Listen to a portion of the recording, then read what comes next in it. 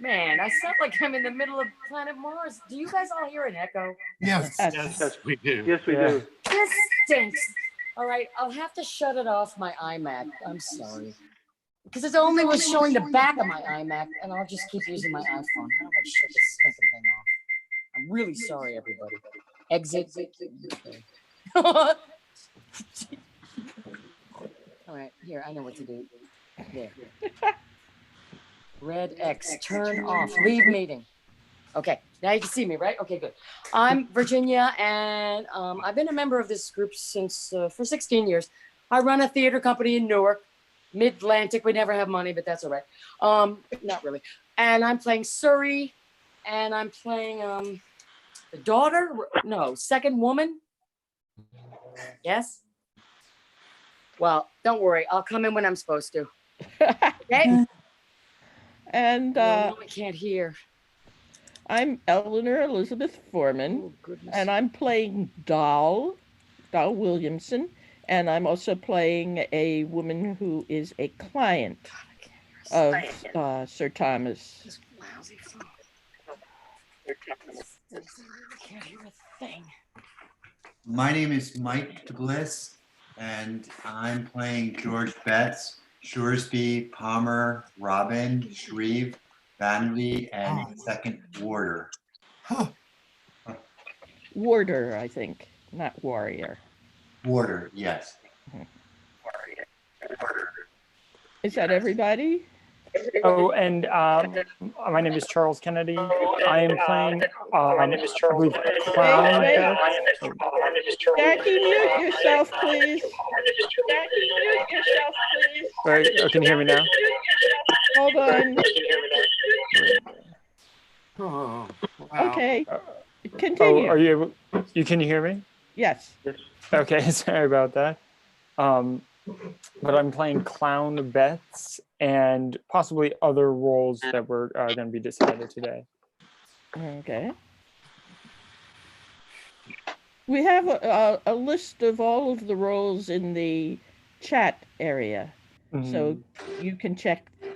Thank you, Eleanor. Thank you. Yeah.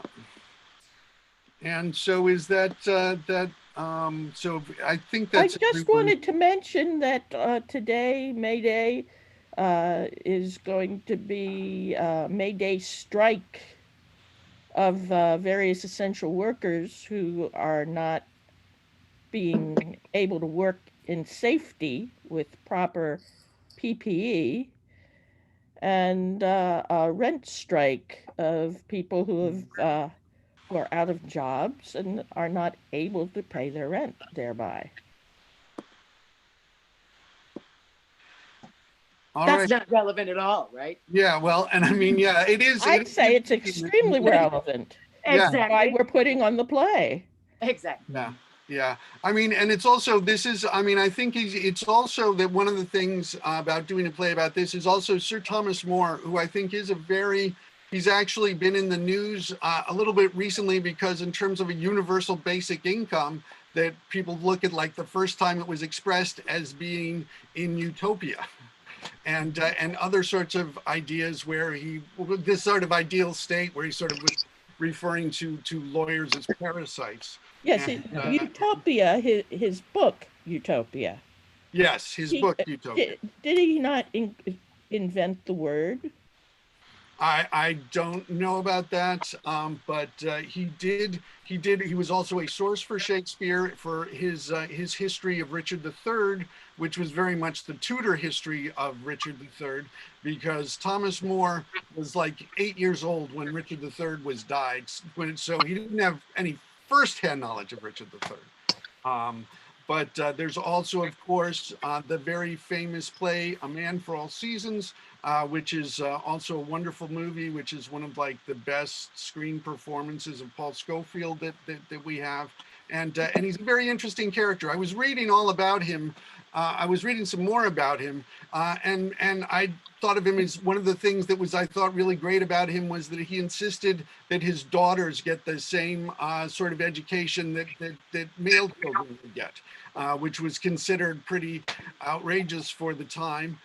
Also, though, that he was as a as a strict Catholic, he was burning people for publishing Protestant Bibles. So there's also that part of him. So it's like the fact that, well, I won't give away the ending, but I think most of us probably already know. And just to say briefly, the Instant Shakespeare Company is about sharing Shakespeare with everyone, because I think that that his words have great resonance for all of us, and that also by reading them aloud, even without having any sorts of overarching idea about the play, but just to discover out about the play, that by reading them aloud together, we can find out more about what this play is about. And so that's what we're going to do. We'll be starting this. We'll be starting the reading. I'll just take it over to Eleanor. I'm going to, just a few things for people, for participants. I'm going to mostly be doing this thing on sort of speaker view. So when you're talking, you'll be the one shown, because it is also broadcasting on YouTube right now. And also Facebook. No, it's not. It's one or the other. And I never got the Facebook thing to work, so it's broadcasting on YouTube. We've set up an Instant Shakespeare YouTube channel where we have our Merchant of Venice reading that we've done, and we're going to be putting this up there. And it's going up there live as we're doing this. Also for attendees, thank you for coming so much. Yes, you're the reason we do this. Yeah, absolutely. And that this is how we learn about these things, by hearing them. And I just want to let you know that, let's see, there are a couple of raised hands. Are there questions that they have before we want to get started? Is that who I just before we get started, we have a few people with raised hands, and I'm just wondering if that is what the attendees are about. And so I'm just going to allow Missy Mendoza, are you to talk? Why were you raising your hand? Do you have a question before we begin? Yes. Sorry, I thought you couldn't hear me nor see me. So sorry I talked over you, because I didn't think you could I didn't think you could hear me because my cam wasn't showing. Yes, I want to participate in the play reading. Okay, well, I think we actually sort of have this one fully cast. Well, wait, or if Eleanor, you're the playmaster, can you? Are there people who would be willing to donate a part of theirs, something small to her? Do you want to do the player prologue for me, Missy? All right. Yes, just I'm keen to do any role will do. No. I have 3 roles. You can do my middle one, which is one of the players, the prologue, when the players come in. Oh, yes, I like that. I like that. Okay, I'm going to promote you then to panelist. Yeah, thanks. I just also going to now allow Dennis to talk, just to see what he's calling about. Or what he had his hand raised for. Hi, Dennis. This is Paul. I'm just wanting to know what your raised hand was about. Oh, I'm sorry. I didn't raise my hand. I'm just an anxious participator to listen to this beautiful play. Thank you. Oh, great. Okay. All right. Well. Thank you. And I'll just mute you now then. And then Francisco. I'm allowing you to talk now, Francisco, because you'd raised your hand, just if there's any questions before we begin. Yes, I just want to express something before the play starts. I'm from Ecuador, and I wanted to congratulate you guys for this, and especially Teller, because he helped me a lot with his program while I was living in Vienna back 2 years ago. And to keep me during my master thesis, his program was well received by me. It helped me a lot to get the stress out. And I just wanted to give a shout out to all you guys for doing this, and especially for Teller, who has been an incredible inspiration in my life. I know this is not anything related to this, but I wanted to take the opportunity to express this. All right, great. Well, thank you so much, Francisco. And I'm glad that, I mean, yeah, it's amazing that we can, I mean, it's also interesting to think of, I'm in New Jersey, we have participants from all over the place. I mean, Jennifer's in Texas and you're listening to us in Ecuador. Well, that's great. And And Teller's in Las Vegas. yes, yeah, this is great. All right, so Hey, can I say one thing? Everyone who's It's not in. Act 4, Scene 1. Hello? I asked a question, but nobody asked me. Oh, okay, what was the question? I'm sorry, I didn't Oh, see. who is you said- Randall? Who is Randall? It says we're- Randall and I can't find him in the script. Randall is in Act 3, Scene 2. So, I mean, we'll get to that eventually. Missy, do you? I don't know how to get you a. Does she have a copy of the script? Yeah. I found a PDF of the script on the internet, so All right, I've got it's to Act 4, Scene 1. You have one nice little speech. Okay. Okay, and so Okay, and thanks. everyone, please, if you're not in a scene, have your video off and mute your microphone. When we turn the video off, we click on it. Is that it? Yeah, you do the stop video right next. If sometimes it doesn't got go it. up until you go down to the bottom of the screen where you've got the mute and then the stop video. And it's also, yeah, really important to mute yourself when you're not on because it picks up sounds. And also when it's showing on speaker view, that's whoever's making the sound gets shown there. So that's why it's like, yeah, if you're not in a scene, mute and stop video. And then of course you just have to remember to turn that on before you come back on. And anything else, Eleanor, or should we begin? Let's get started. Let's get going then. Whither wilt thou hail me? Whither I please. Thou art my prize, and I plead purchase of thee. Purchase of me, away ye rascal. I'm an honest plain carpenter's wife, and though I have no beauty to like a husband, yet whatsoever is mine scorns to stoop to a stranger. Hand off then, when I bid thee. Go with me quietly, or I'll compel thee. Compel thee, dog's face. Thou thinkst thou hast the goldsmith's wife in hand, whom thou enticest from her husband with all his plate, and when thou turnst her home to him again, madest him like an ass, pay for his wife's board. So will I make thy husband too, if please me. Here he comes himself. Tell him so if thou darest.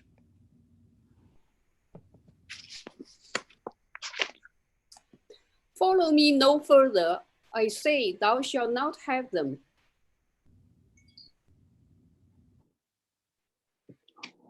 I bought them in Cheapside and paid my money for them.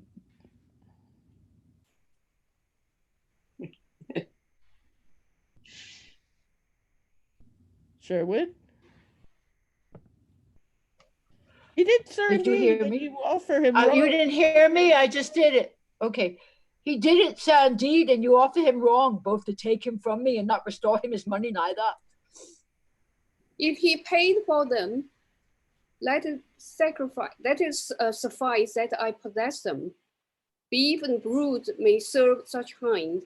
A pigeon meat for a coarse carpenter. It's hard when Englishmen's patience must be thus jetted on by strangers, and they not dare to revenge their own wrongs. Lincoln, let's beat them down and bear no more of these abuses. We may not, Bets. Be patient and hear more. How now, husband? What, one stranger take thy food from thee, and another thy wife? By Our Lady, flesh and blood, I think, can hardly brook that. Will this gear never be otherwise? Must these wrongs be thus endured? Let us step in and help to revenge their injury. What art thou that talkest of revenge? My lord ambassador shall once more make your major have a check if he punish thee for this saucy presumption. Indeed, my Lord Mayor, on the ambassador's complaint sent me to Newgate one day because, against my will, I took the wall of a stranger. You may do anything. The goldsmith's wife and mine now must be at your commandment. The more patient fools are ye both to suffer it. Suffer it?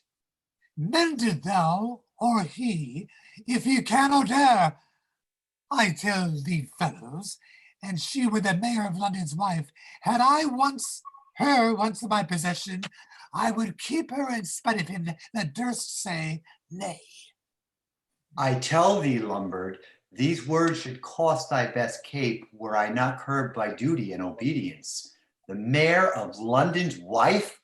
Oh God, shall it be thus? Why, Bets, am I not as dear to my husband as my Lord Mayor's wife to him? And wilt thou so negligently suffer thine own shame? Hands off, proud stranger, or by him that bought me. If men's milky hearts dare not strike a stranger, yet women beat them down ere they bear these abuses. Mistress, I say you shall along with me. Touch not thou Williamson, lest she lay thee along God's dear earth. Oh. And you, sir, that allow such coarse cates to carpenters, whilst pigeons, which they pay for, must serve your dainty appetite, deliver them back to my husband again, or I'll call so many women to mine assistance as will not leave 1 inch untorn of thee.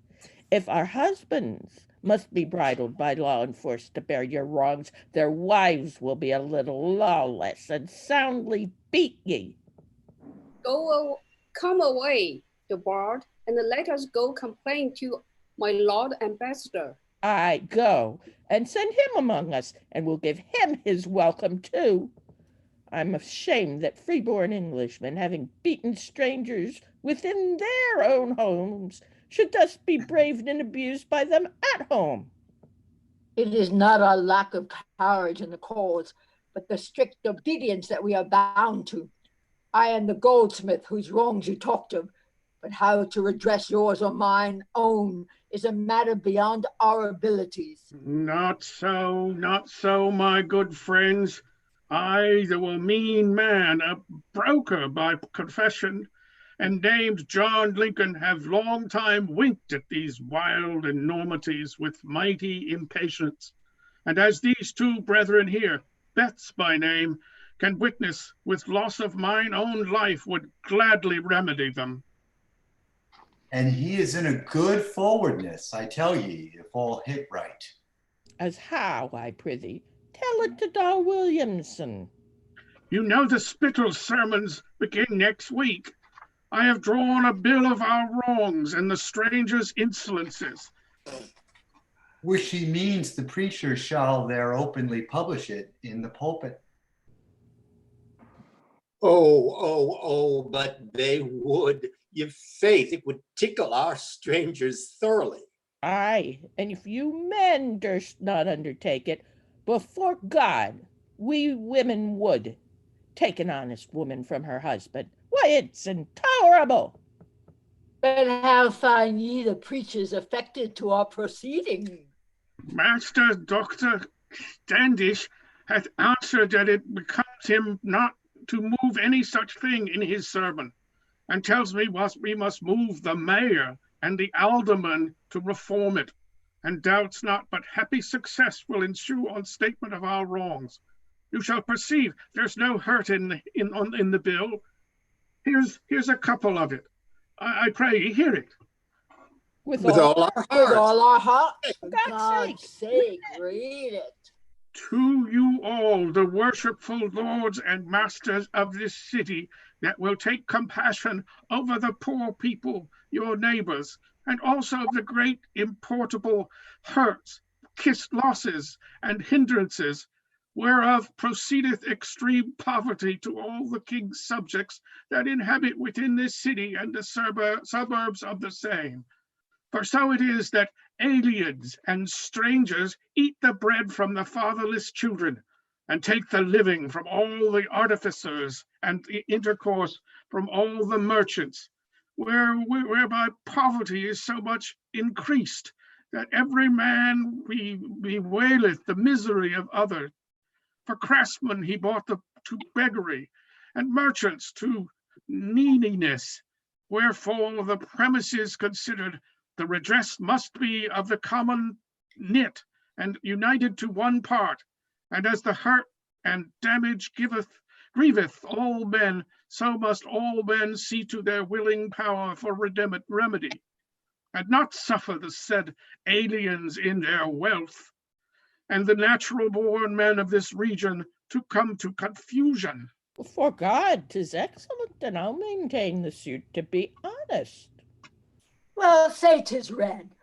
What is your further meaning in the matter? What? Marry, list to me? No doubt, but this will store us with friends now, whose names we will closely keep in writing. And on May Day next in the morning, we'll go forth the Main. But make it the worst May Day for the strangers that ever they saw. How say ye? Do ye subscribe, or are ye faint-hearted revolters? Hold thee, George Betts. There's my hand and my heart. By the Lord, I'll make a captain among ye, and do somewhat to be talked of forever after. My masters, ere we part, let's friendly go and drink together and swear true secrecy upon our lives. There spake an angel. Come, let us along then.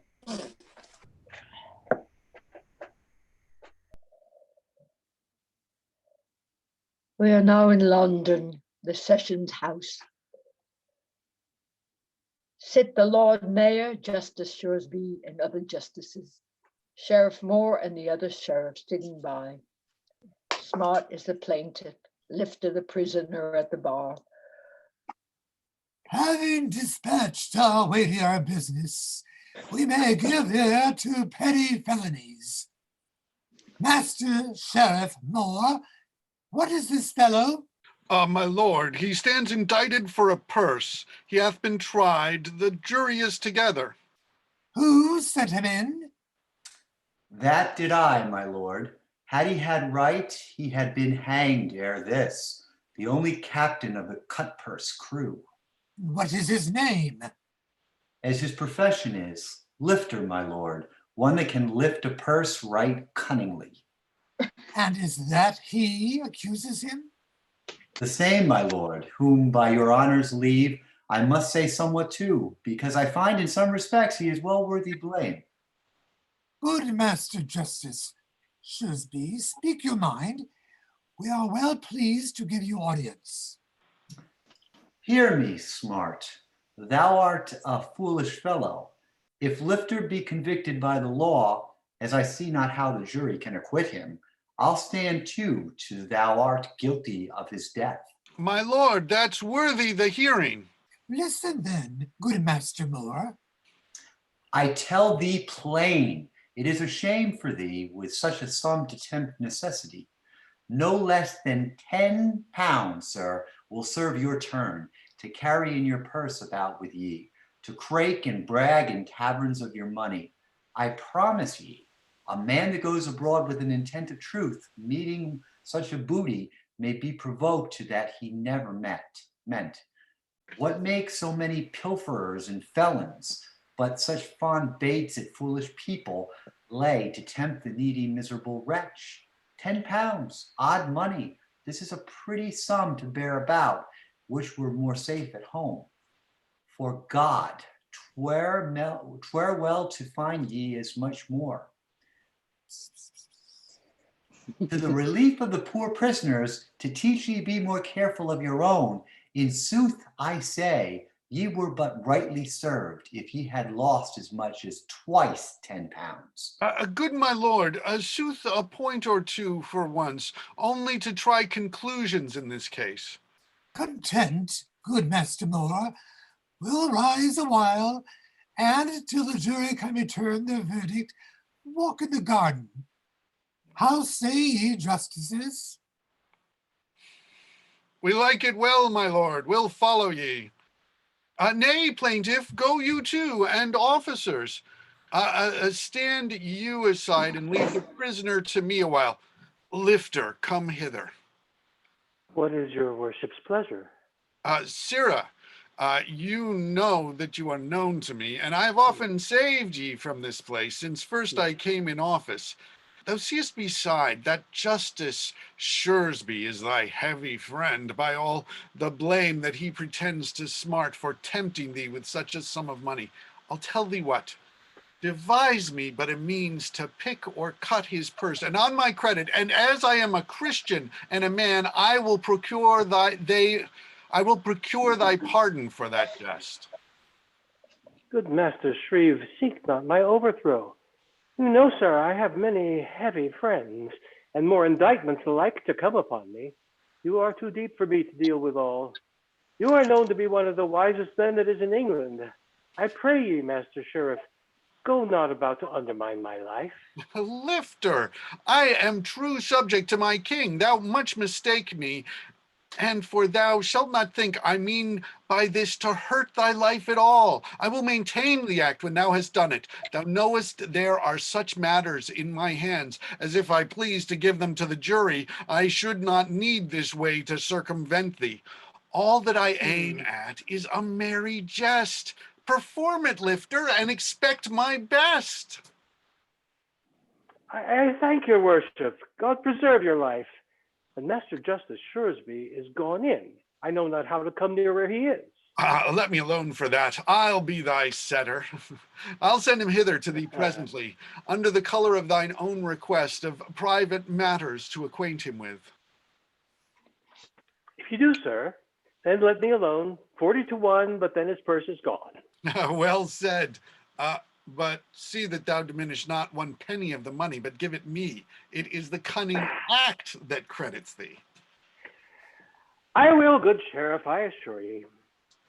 I see the purpose of this gentleman is but to check the folly of the justice for blaming others in a desperate case wherein himself may fall as soon as any. To save my life, it is a good adventure. Silence their ho. Now the justice doth enter. Now, Oh, Sirrah. Oh, that's you. Excuse me.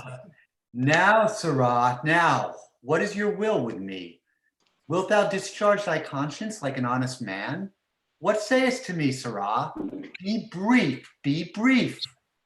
As brief, sir, as I can. Peace and fair, I will be brief anon. Speak out and mumble not. What sayest thou, Sirrah?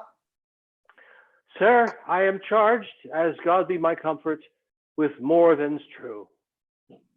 Sir, ye are indeed with more than's true, for you are flatly charged with felony. You're charged with more than truth, and that is theft, more than a true man should be charged with all. Thou art a varlet. That's no more than truth. Trifle not with me. Do not, Sirrah. Confess but what thou knowest. I ask no more. There be, sir, there be. If it shall please your worship. There be, varlet. What be there? Tell me what there be. Come off or on. There be. What be there, knave? There be, sir, diverse, very cunning fellows, that while you stand and look them in the face will have your purse. Thou'rt an honest knave. Tell me what are they? Where they may be caught. Aye, those are they I look for. You talk of me, sir. Alas, I am a puny. There's one indeed goes by name. He puts down for all purses.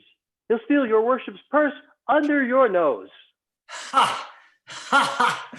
Art thou so sure, varlet? Well, be as familiar as thou wilt, my knave. 'Tis this I long to know. And you shall have your longing ere ye go. This fellow, sir, perhaps will meet you thus, or thus, in a kind compliment, pretend acquaintance, somewhat doubtfully, and these embraces, sir. Aye, marry, lifter, wherefore serve they? Only to feel whether you go under full sail or no, or that your lading be aboard your bark. In plainer English, Lifter, if my purse be stored or no. You have it, sir. Excellent, excellent. Then, sir, you cannot but for manners' sake walk on with him, for he will walk your way, alleging either you have much forgot him or he mistakes you. But in this time, has he my purse or no? Not yet, sir. Fie. Nor have I not yours. But now we must forbear my lord's return. A murrain on it. Lifter, we'll more anon. Aye, thou sayest true. There are shrewd knaves indeed. But let them go me, widgeon me, rook me, fop me. Ye faith, they are too short for me. Knaves and fools meet when purses go. Wise men look to their purses well enough.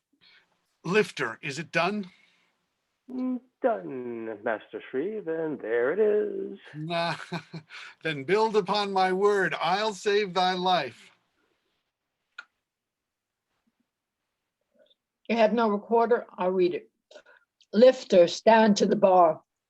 The jury have returned you guilty. Thou must die, according to the custom.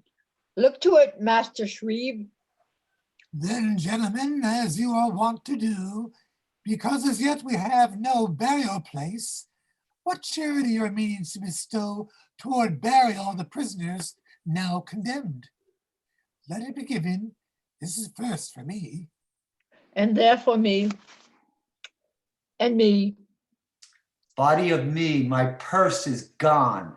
Gone, sir? What? Here? How can that be? Against all reason, sitting on a bench. Lifter, I talked with you.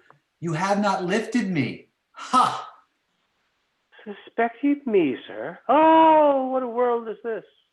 But hear ye, Master Shuresby, are ye sure ye had a purse about ye?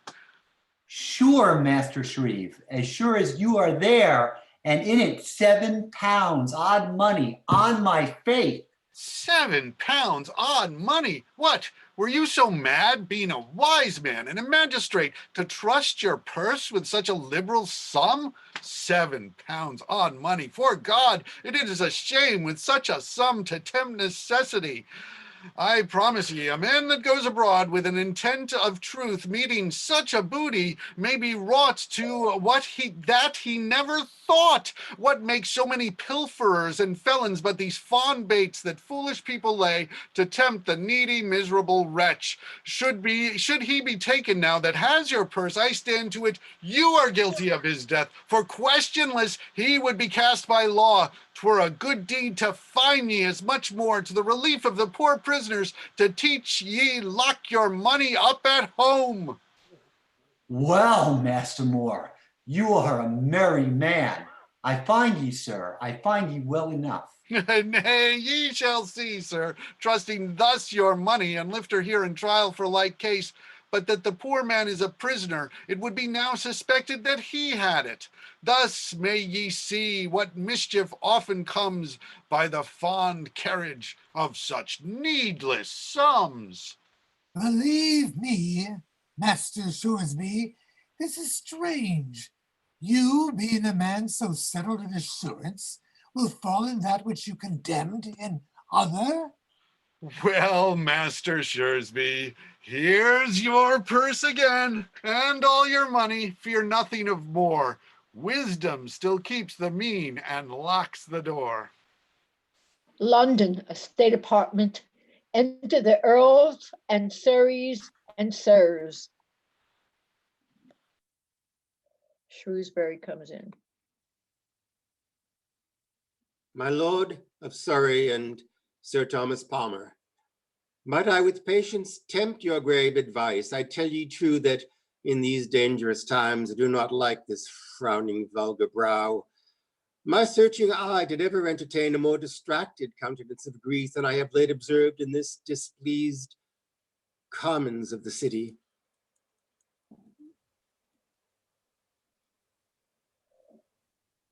Lord of Surrey, are you there? Have you no Lord of Surrey? Wait, can you hear me now? Oh, can you hear me now? Can you hear me now? Yes. Hear me? Are you the Lord of Surrey? Yeah, okay, here we go. 'Tis strange that from his princely clemency, so well a tempered mercy and a grace to all the aliens in this fruitful land, that this high-crested insolence should spring from them that breathe from his majestic bounty, that fattened with the traffic of our country, already leaps into his subject's face. Yet Sherwin, hindered to commence his suit against debarred by the ambassador by supplication made unto the king, who having first enticed away his wife and got his plate, near worth 400 pound, to grieve some wronged citizens that found this vile disgrace oft cast into their teeth, of late sued Sherwin and arrested him for money for the boarding of his wife. The more knave bard, that using Sherwin's goods doth ask him interest for the occupation. I like not that, my lord of Shrewsbury. He's ill-bested that lends a well-paced horse unto a man that will not find him meet. Chumley? My Lord of Surrey will be pleasant still. Aye, being then employed by your honors to stay the broil that fell about the same, where my persuasion I enforced the wrongs, and urged the grief of the displeased city, he answered me, and with a solemn oath, that if he had the mayor of London's wife, he would keep her in despite of any English. Well, 'tis good, Sir Thomas, then, for you and me, your wife is dead, and I a bachelor. If no man can possess his wife alone, I am glad, Sir Thomas Palmer, I have none. If he take a wife, he shall find her meet. And reason good, Sir Roger Cholmsley, too. If these hot Frenchmen needsly will have sport, they should in kindness yet defray the charge. 'Tis hard when men possess our wives in quiet, and yet leave us in to discharge their diet. My lord, your captors shall not use the market for our provision, but some stranger now will take the victuals from him he hath bought. A carpenter, as I was late informed, too, having bought a pair of doves in cheap, immediately a Frenchman took them from him and beat the poor man for resisting him. And when the fellow did complain his wrongs, he was severely punished for his labor. But if the English blood be once but up, as I perceive their hearts already full, I fear me much. Before their spleens be cold, some of these saucy aliens for their pride will pay for it soundly. Wheresoe'er it lights, this tide of rage that with the eddy strives, I fear me much, will drown too many lives. Now, afore God, your honors pardon me. Men of your place and greatness are to blame. I tell ye true, my lords, in that his majesty is not informed of this base abuse, and daily wrongs are offered to his subjects. For if he were, I know his gracious wisdom would soon redress it. And there's a messenger. My lord, ill news, and worse, I fear, will follow if speedily it be not looked into.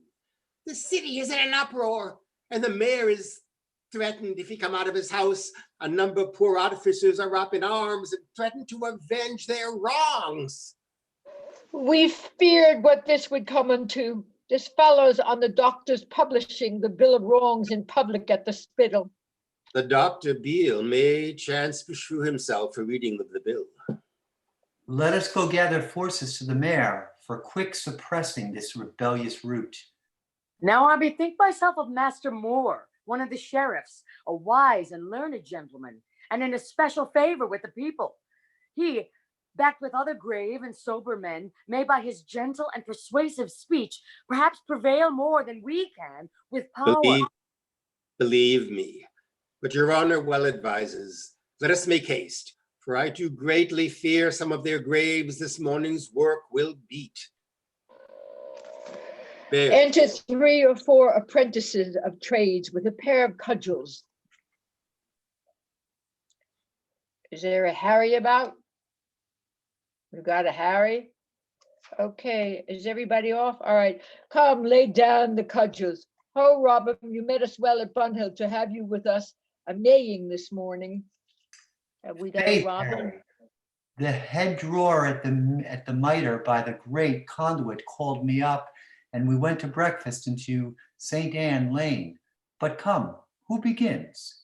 In good faith, I am clean out of practice. When wast at Garrett School, Harry? Not this great while, never since I break his usher's head when he played his scholar's prize at the Star in Bread Street. I use all to George Philpotts at Dowgate. He's the best back swordsman in England. Make me an ace of that, quoth Bolton. I'll not bait you a pin on it, sir, for by this cudgel 'tis true. I will cudgel that opinion out of ye. Did you break an usher's head, sir? I married, did I, sir? I'm very glad on it. You shall break mine too, and ye can. Sirrah, a prissy, what art thou? Why, I am a prentice, as thou art. Seest thou now? I play with thee a blunt here at Cheapside, and when thou hast done, if thou beest angry, I'll fight with you a sharp and moon. More fields. I have a sword to serve my turn in favor. Come, Julie, to serve. St. Martin's, enter Lincoln, 2 Bettses, Williamson, Sherwin, and other armed, Doll in a shirt of mail, a headpiece, sword, and buckler, a crew attending. Where's the clown? Come, we'll tickle their turnips, we'll butter their boxes. Shall strangers rule the roost? Yes, but we'll baste the roost. Come, a flaunt, a flaunt. Brother, give place and hear John Lincoln speak. I, Lincoln, my leader, and Doll, my true breeder, with the rest of our crew, shall ran, tan, terra, ran, do all they what they can. Shall we be bobbed, braved? No. Shall we be held under? No. We are freeborn and do take scorn to be used so.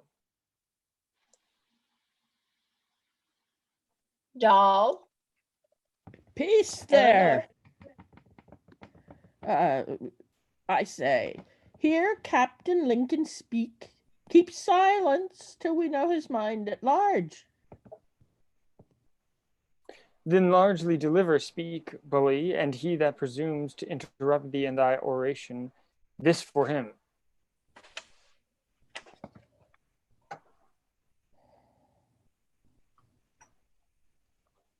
Is there a Lincoln? You have a Lincoln? No. Okay, then gallant bloods, John you who's free Lincoln. souls. No, I'm here. Somebody Okay, got go ahead. remuted. Page 23. I know bottom. exactly. Please, just hush. And gallant bloods, you whose free souls do scorn to bear the enforced wrongs of aliens, add rage to resolution. Fire the houses of those audacious strangers. This is St. Martin's, and yonder dwells Mutus, a wealthy Picardy.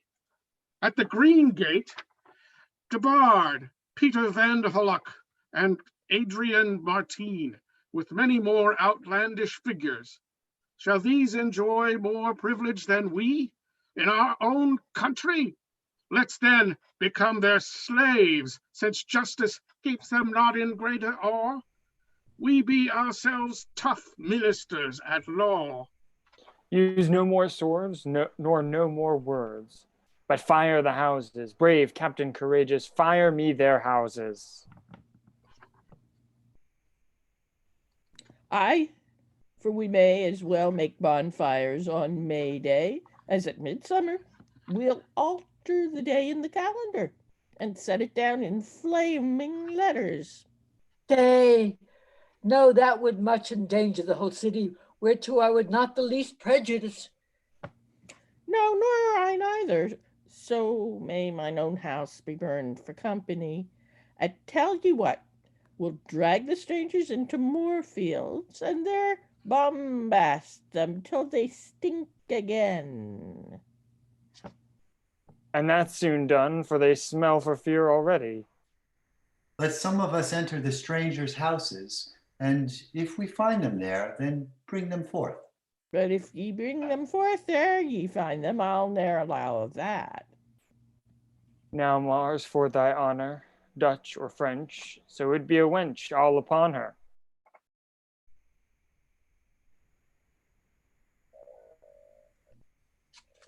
Now, lads, sure shall we labor in our safety.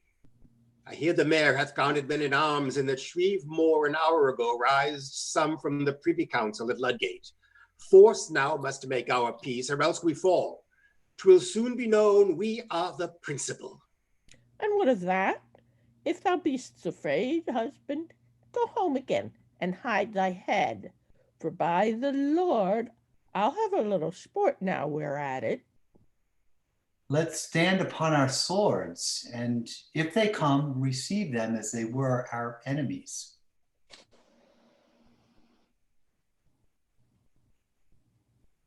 A purchase. We have found. What? Nothing. Not a French Fleming, nor a Fleming French to be found, but all fled, in plain English. How now? Have you found any?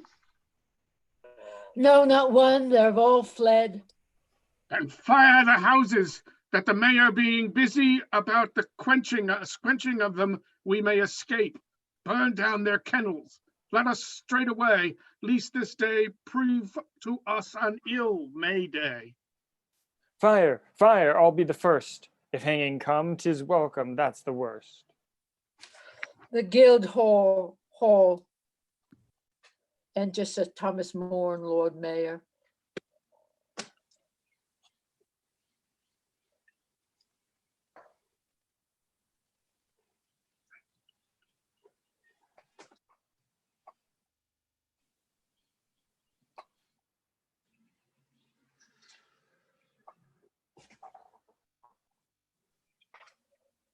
Is there a Lord Mayor about? Lord Mayor. Sorry. What? Sir John Mundy, are you hurt? Little knock, my lord. There was even now a sort of prentices playing at cudgels. I did command them to their masters' houses, but now, I fear me, they are gone to join with Lincoln, Sherwin, and their dangerous train. The captains of this insurrection have taken themselves to arms and came but now to both the counters, where they have released sundry indebted prisoners, and from thence I hear that they are gone into St. Martin's, where they intend to offer violence to the amazed Lombards. Therefore, my lord, if we expect the safety of the city, 'tis time that force or parley do encounter with these displeased men. How now? What news? My lord, the rebels have broke ope Newgate, from whence they have delivered many prisoners, both felons and notorious murderers that desperately cleave to their lawless train. Up with the drawbridge. Gather some forces to Cornhill and Cheapside. And gentlemen, if diligence be weighed on every side, a quiet ebb will follow this rough tide. Lord Mayor, His Majesty, receiving a notice of the most dangerous insurrection, hath sent my Lord of Surrey and myself, Sir Thomas Palmer and our followers, to add unto your forces our best means for pacifying of this mutiny. In God's name then, set on with happy speed. The king laments if one true subject bleed.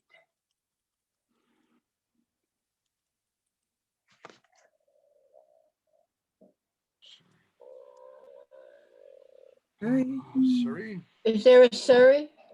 I'll read it, nobody else is. I hear they mean to fire the Lombards' houses. O power, what art thou in madmen's eyes? Thou makest the plotting idiot bloody wise. My lords, I doubt not, but we shall appease with a calm breath this flux of discontent, to call them to a parley questionless.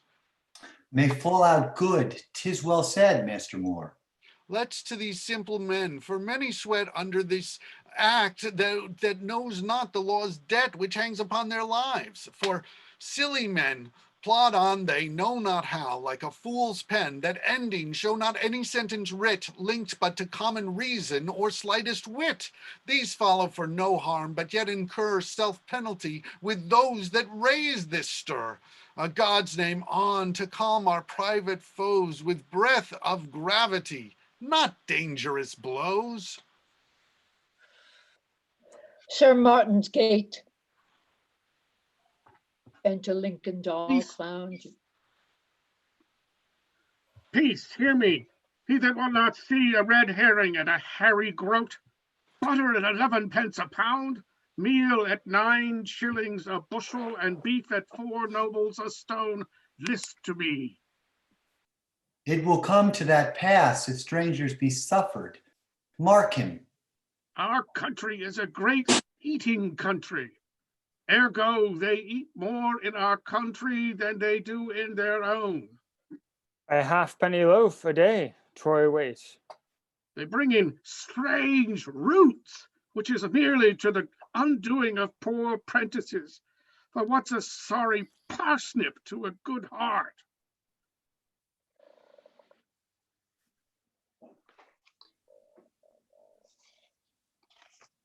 Trash, trash, they breed sore eyes, and 'tis enough to infect the city with the palsy.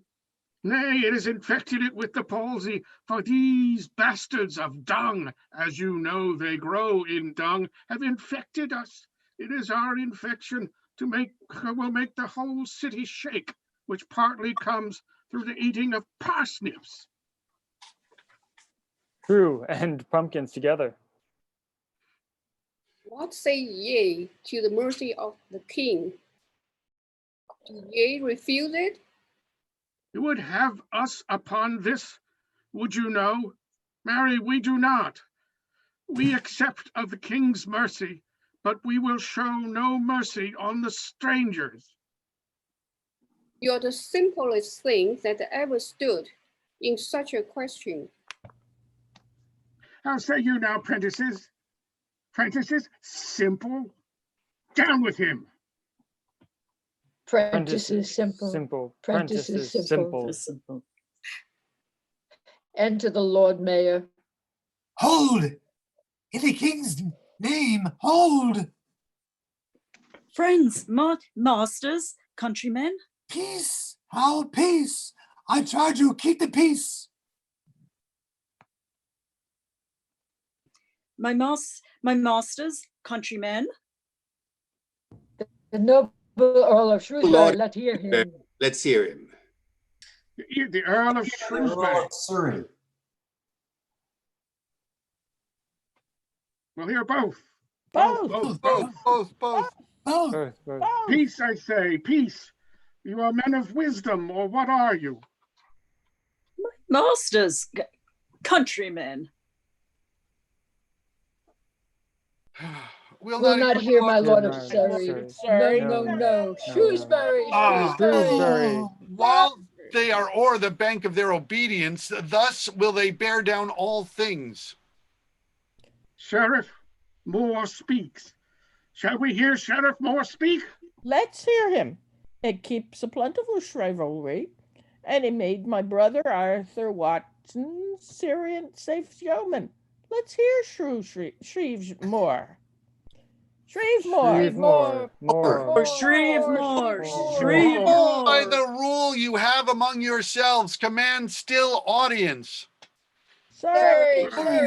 More. Peace. Silence. Peace. You that have voice and credit with the number, command them to a stillness. A plague on them. They will not hold their peace. The duel cannot rule them. Then what a rough and riotous charge have you to lead those that the duel cannot rule? Good masters, hear me speak. Aye, by the mass will we. More. Thou art a good housekeeper, and I thank thy good worship for my brother Arthur Watkins. Peace. Look, what you do offend, you cry upon. That is the peace.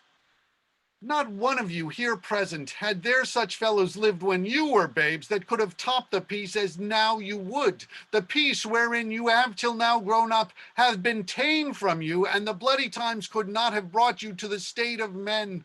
Alas, poor things, what is it you have got, although we grant you get the thing you seek? Marry, the removing of the strangers, which cannot choose but much advantage the poor handicrafts of the city. Grant them removed, and grant that this your noise hath chid down all the majesty of England. Imagine that you see the wretched strangers, their babies at their backs and their poor luggage plodding to the ports and coasts for transportation, and that you sit as kings in your desires, authority quite silent by your brawl, and you, in ruff of your opinions clothed, what had you got? I'll tell you. You had taught how insolence and strong hand should prevail, how order should be quelled. And by this pattern, not one of you should live an aged man, for other ruffians, as their fancies wrought, with self-same hand, self-reason, and self-right, would shark on you, and men like ravenous fishes would feed on one another. Before God, that's as true as the gospel. Nay, this is a sound fellow, I tell you. Let's mark him. Let me set up before your thoughts, good friends, on supposition, which, if you will mark, you shall perceive how horrible a shape your innovation bears. First, 'tis a sin which oft the apostle did forewarn us of, urging obedience to authority. And 'twere no error if I told you all, you were in arms against your God himself. Mary, God forbid that. Mary, God forbid that. Nay, certainly you are. For to the king God hath his office lent, of dread, of justice, power, and command, hath bid him rule and willed you to obey. And to add ampler majesty to his, he hath not only lent the king his figure, his throne and sword, but given him his own name, calls him a god on earth. What do you then, rising against him that God himself installs, but rise against God? What do you to your souls in doing this? Oh, desperate as you are, wash your foul minds with tears, and those same hands that you like rebels lift against the peace, lift up for peace, and your unreverent knees make them your feet to kneel to be forgiven. Tell me but this, what rebel captain, as mutinies are incidents by his name, can still the rout? Who will obey a traitor? Oh, how can well that proclamation sound when there is no addition but a rebel to qualify a rebel? You'll put down strangers, kill them, cut their throats, possess their houses, and lead the majesty of law in line to slip him like a hound. Say now the king, as he is clement, if the offender more should so much come too short of your great trespass as but to banish you, whither would you go? What country, by the nature of your error, should give you harbor? Go you to France or Flanders, to any German province, to Spain, to Portugal, nay, anywhere that not adheres to England? Why, you must needs be strangers. Would you be pleased to find a nation of such barbarous temper that breaking out in hideous violence would not afford you an abode on earth, whet their detested knives against your throats, spurn you like dogs, and like as if that God owed not, nor made not you, nor that the claimants were not all appropriate to your comforts, but chartered unto them? What would you think to be thus used? This is the stranger's case, and this your mountainous inhumanity. Faith says true. Do as we may be done to. May Will done be to. ruled by you, Master Moore, if you stand our friend to procure our pardon. Submit you to these noble gentlemen, entreat their mediation to the king. Give up yourself to form, obey the magistrate, and there's no doubt but mercy may be found if you so seek. If you so seek to persist in it is present death, but if you yield yourselves, no doubt what punishment you in simplicity have incurred, his highness in mercy will most graciously pardon. We yield. We yield. We We desire, desire his his highness' mercy. mercy. No doubt his majesty will grant it you, but you must yield to go to several prisons till that his highness will be further known. Most willingly. Most willingly, Whether whether you you will will have us. Lord Mayor, let them be sent to several prisons, and there, in any case, can be well entreated. My Lord of Surrey, please you to take horse and ride to Cheapside, where the aldermen are with their several companies in arms. Will them to go unto their several wards, but for the stay of Firth humanity, but both for the stay of Firth mutiny, and for the apprehending of such persons as shall contend. I go, my noble lord. Will straight go tell his highness these good news. Withal, Shreve Moore, I'll tell him how your breath hath ranthomed many a subject from sad death. Lincoln and Sherwin, you shall both to Newgate, the rest unto the counters. Go guard them hence. A little breath well spent cheats expectation in his fairest event. Well, Sheriff Moore, thou hast done more with thy good words than all they could with their weapons. Give me thy hand. Keep thy promise now for the king's pardon, or by the Lord, I'll call thee a plain coney catcher. Farewell, Shrevemore, and as we yield by thee, so make our peace. Then thou'st deal honestly. Aye, and save us from the gallows, also devils double honestly.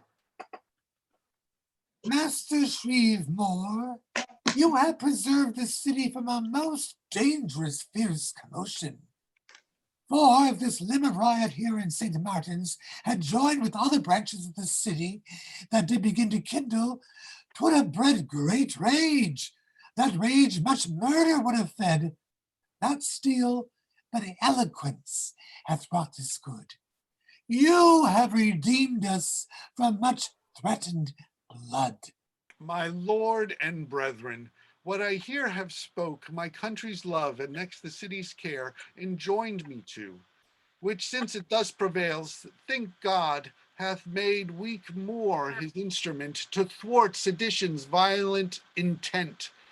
I think 'twere best, my lord, some 2 hours hence we meet at Guildhall, and there determine that through every ward the watch be clad in armor, but especially proud that at the city gates selected men, substantial citizens, do ward tonight for fear of further mischief. It shall be so. But yon methinks, my lord of Shrewsbury.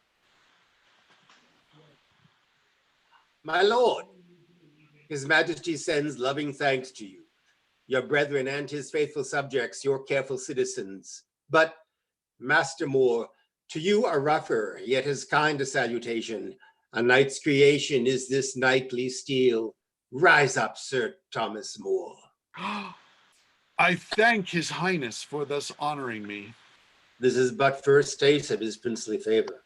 For it hath pleased his majesty, noting your wisdom and deserving merit, to put this staff of honor in your hand. For he hath chose you of his privy council. My lord, for to deny my sovereign bounty were to drop precious stones into the heaps whence they first came. To urge my imperfections in excuse were all as stale as custom. No, my lord, my service is my king's, good reason why, since life or death hangs on our sovereign's eye. His majesty hath honored much the city in this his princely choice. My lord and brethren, though I depart for court, my love shall rest with you as heretofore a faithful guest. I now must sleep in court, sound sleep forbear. The chamberlain to state is public care. Yet in this rising of my private blood, my studious thoughts shall tend the city's good. How now, Crofts? What news?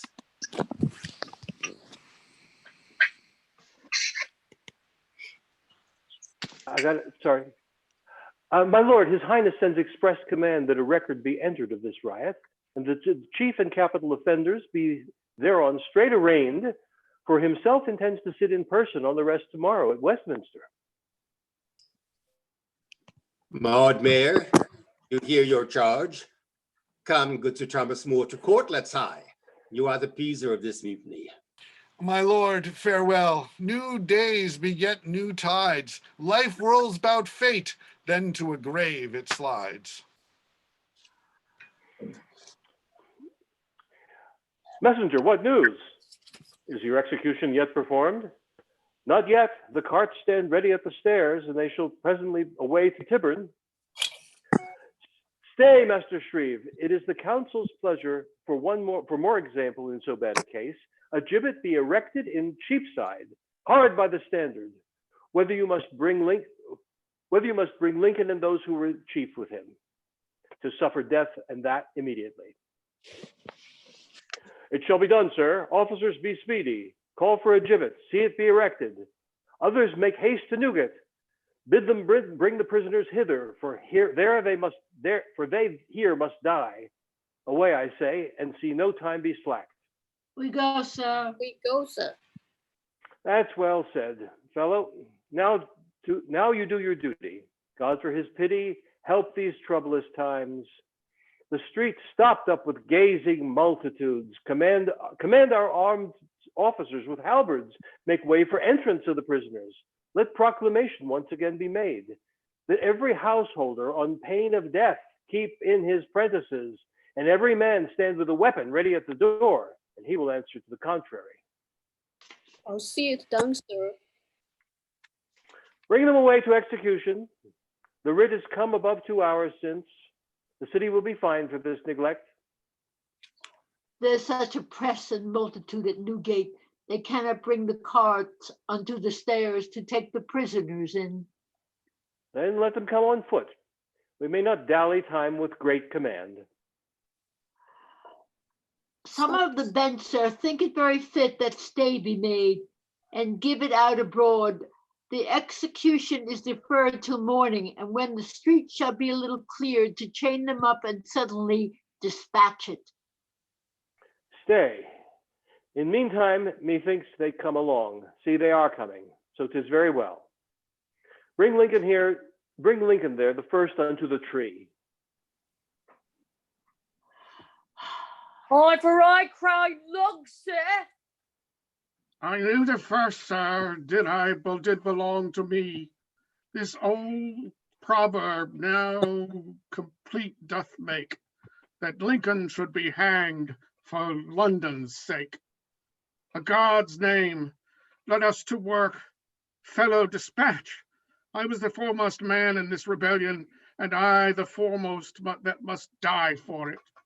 Bravely, John Lincoln, let thy death express that as thou liv'st a man, thou diest no less. Tall Williamson, thine eyes shall bear witness it. Then to all you that come to view mine end, I must confess I had no ill intent, but against such an wronged us overmuch, and now I can perceive it was not fit that private men should carve out their redress.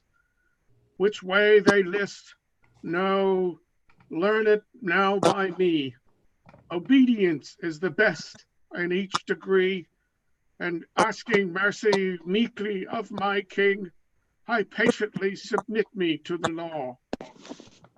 And God forgive me that were cause of it, and as a Christian, truly from my heart, I likewise crave they would forgive me too, as freely as I do forgive their wrong, that others by example of the same henceforth be warned to attempt the like against any alien that repaireth hither.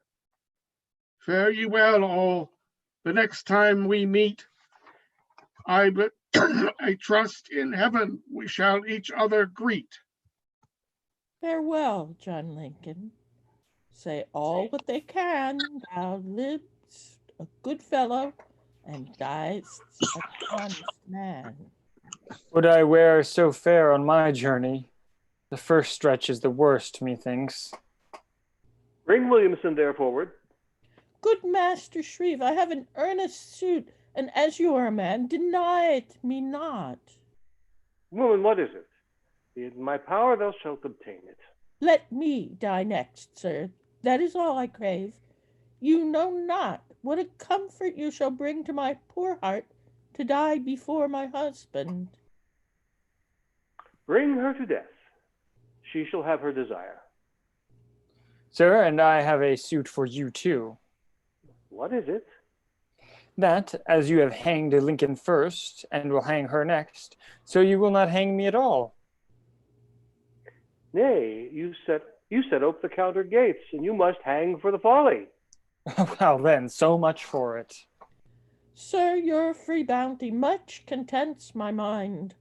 Commend me to that good Shreve, Master Moore, and tell him, had not been for his persuasion, John Lincoln had not hung here as he does.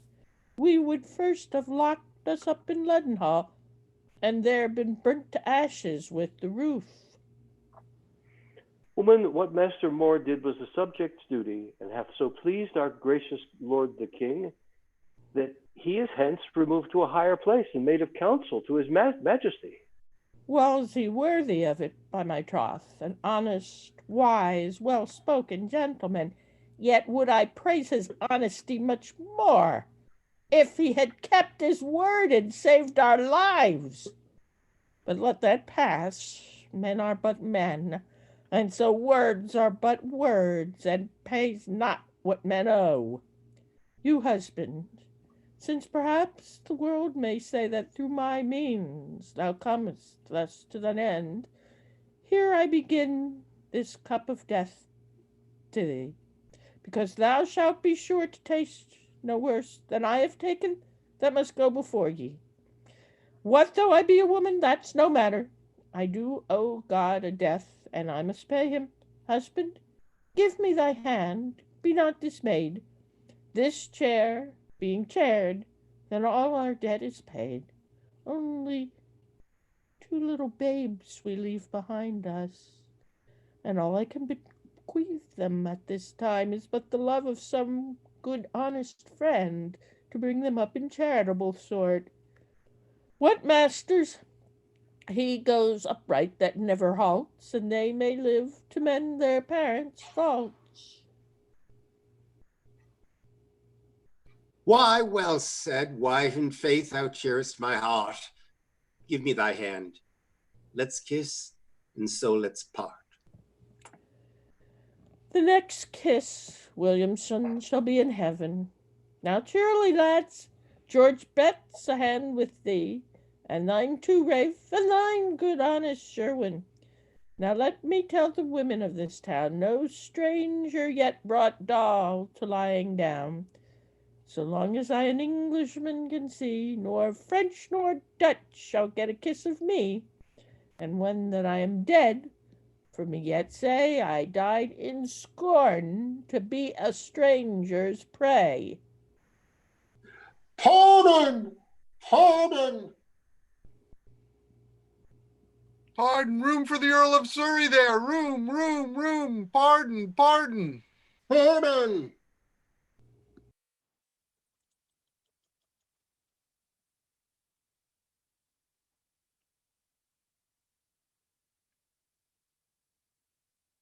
Surrey?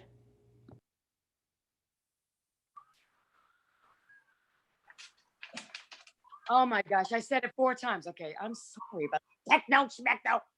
Save the man's life if it be possible. It is too late, my lord. He's dead already. I tell ye, Master Sheriff, you are too forward to make such haste with men unto their death. I think your pains will merit little thanks, since that his highness is so merciful as not to spill the blood of any subject. My noble lord, would we so much had known? The council's warrant hastened our dispatch. It had not else been done so suddenly. Sir Thomas More, humbly upon his knee, did beg the lives of all, since on his word they did so gently yield. The king hath granted it, and made him Lord High Chancellor of England, according as he worthily deserves. Since Lincoln's life cannot be had again, then for the rest, from my dread sovereign's lips, I here pronounce free pardon for them all. God save the the king. king. God save Save the the king. king. My good My Lord good Chancellor. Lord Chancellor and the Earl of Surrey. And Doll desires it from her very heart. More's name may live for this right noble part. And whensoe'er we talk of ill May Day, praise more. In hope his highness clemency and mercy, which in the arms of mild and meek compassion would rather clip you as the loving nurse oft doth the wayward infant, than to leave you to the sharp rod of justice, so to draw you to shun such lewd assemblies as beget unlawful riots and such traitorous acts that, striking with the hand of private hate, maim your dear country with a public wound. Oh God, that mercy, whose majestic brow should be unwrinkled, and that awful justice, which looketh through a veil of sufferance upon the frailty of the multitude, should with the clamors of outrageous wrongs be stirred and wakened thus to punishment. But your deserved death he doth forgive, who gives you life. Pray all he long may live. God save God the save the king. king. God save the king. Save the My king. good My good Lord Chancellor and the Earl of Surrey. Yeah. A room in More's house. It is in heaven that I am thus, and that which we profanely term our fortunes is the provision of the power above, fitted and shaped just to the strength of nature, which we are born withal. Good God, good go, that I, from such an humble bench of birth, should step as 'twere up to my country's head and give the law out there. I, in my father's life, to take prerogative and tithe of knees from elder kinsmen, and him bind by my place, to give the smooth. All right, hold on. When you're not on, you should be muting yourself. Jackie, I'm going to mute you. Okay, I'm muting you. Yeah, well, my machine was. Yeah, well, I've muted you now. I'm going to mute you, Verge, as well, because I heard some things there. We need to do this. So I'm sorry. I'm sorry to interrupt this, but all right. And give the law out there, I in my father's life, to take the prerogative and tithe of knees from elder kinsmen, and him bind by my place, to give the smooth and dexter way to me, that owe it him by nature. Sure, these things, not physicked by respect, might turn our blood to much corruption. But more, the more thou hast, either of honor, office, wealth, and calling, what might excite thee to embrace and hub them, the more doth thou in serpent's nature think them, fear their gay skins with thought of their sharp state, and let this be thy maxim: to be great is when the thread of heyday is once spun, the bottom great wound, yet great undone. Come on, sir. Are you ready? Plug out again. Yes, my lord. I stand but on a few points. I shall have done presently. Before God, I have practiced your lordship's shift so well that I think I should grow proud, my lord. 'Tis fit thou shouldst wax proud, or else thou ne'er be near allied to greatness. Observe me, sirrah, the learned clerk Erasmus is arrived within our English court. Last night I hear he feasted with our honored English poet, the Earl of Surrey, and I learned today that famous clerk of Rotterdam will visit Sir Thomas More. Therefore, sir, take my seat. You are Lord Chancellor. Dress your behavior according to my carriage, but beware, you talk not over much, for 'twill betray thee. Who prates not much seems wise, his wit few can scan, while the tongue blabs tales of the imperfect man. I'll see if great Erasmus can distinguish merit and outward ceremony. If I do not serve a share for playing of your lordship well, let me be yeoman usher to your sumpter, and be banished from wearing of a gold chain forever. Well, sir, I'll hide our motion, act my part with a firm boldness, and thou winst my heart. How now? What's the matter? Tug me not, I'm no bear. It's blood of all the dogs in Paris Garden hung at my tail. I'd shake them off with this, that I'd appear before no king christened but my good Lord Chancellor. We'll christen you, sirrah. Bring him forward. How now? What tumults make you? The azured heavens protect my noble Lord Chancellor. What fellow's this? A ruffian, my lord, that hath set half the city in an uproar. My lord. There was a fray in Paternoster Row, and because they would not be parted, the street was choked up with carts. My noble lord, Pannier Alley's throat was open. Sirrah, hold your peace. I'll prove the street was not choked, but is as well as ever since it was a street. This fellow was a principal broacher of the broil. Blood, I broached none. It was broached half and run out before I had a lick at it. And would be brought before no justice but your honor. I am hailed, my noble lord. No ear to choose for every trivial noise but mine, and in so full a time, away. You wrong me, Master Shreve. Dispose of him at your own pleasure. Send the knave to Newgate.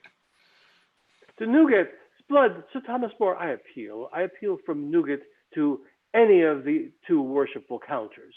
Fellow, whose man are you that are thus lusty? My name is Jack Faulkner. I serve, next under God and my prince, Master Morris, secretary to my Lord of Winchester. A fellow of your hair is very fit to be a secretary's follower. I hope so, my lord.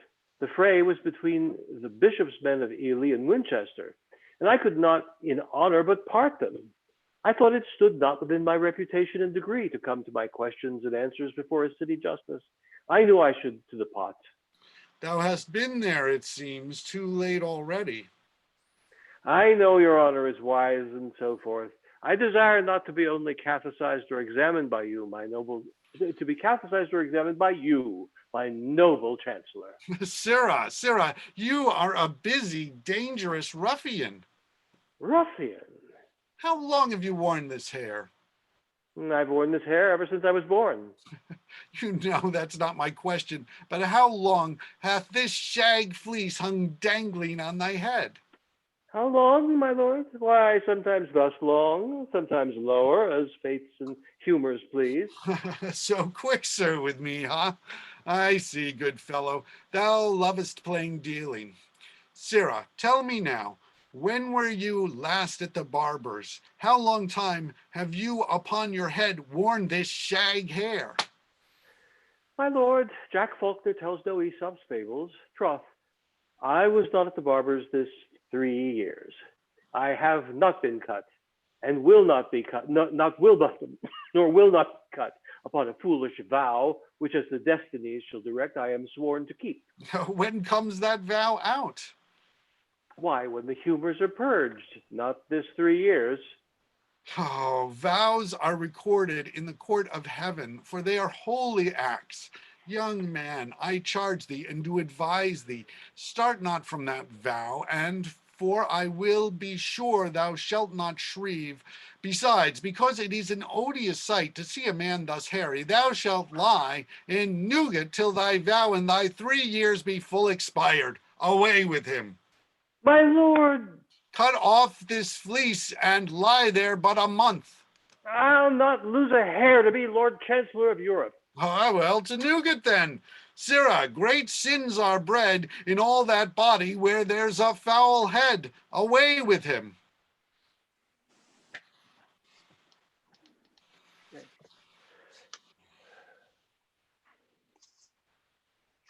Now, Here's my great, Erasmus hat. now, great Erasmus, you approach the presence of a most worthy, learned gentleman. This little isle holds not a truer friend unto the arts, nor doth his greatness add a faint flourish to his worthy parts. He's great in study. That's the statist's grace. It gains more reverence than the outward place. Report, my lord, hath crossed the narrow seas, and to the several parts of Christendom hath borne the fame of your Lord Chancellor. I long to see him, whom with loving thoughts I in my study have oft visited. Is that Sir Thomas More? It is, Erasmus. Now shall you view the honorablest scholar, the most religious politician, the worthiest counselor that tends our state. That study is the General Watch of England. In it, the prince's safety and the peace that shines upon our commonwealth are forged by loyal industry. I doubt him not to be as near the life of excellence as you proclaim him, when his meanest servants are of some weight. You saw, my lord, his porter give entertainment to us at the gate in Latin good phrase.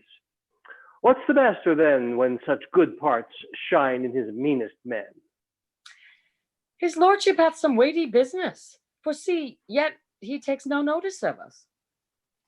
I think 'twere best I did my duty to him in a short Latin speech, pronounced according to the reconstructed pronunciation, since I do not know the medieval version.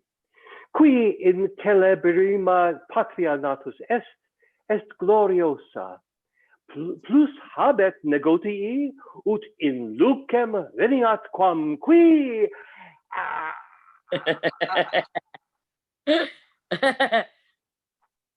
I prithee, good Erasmus, be covered.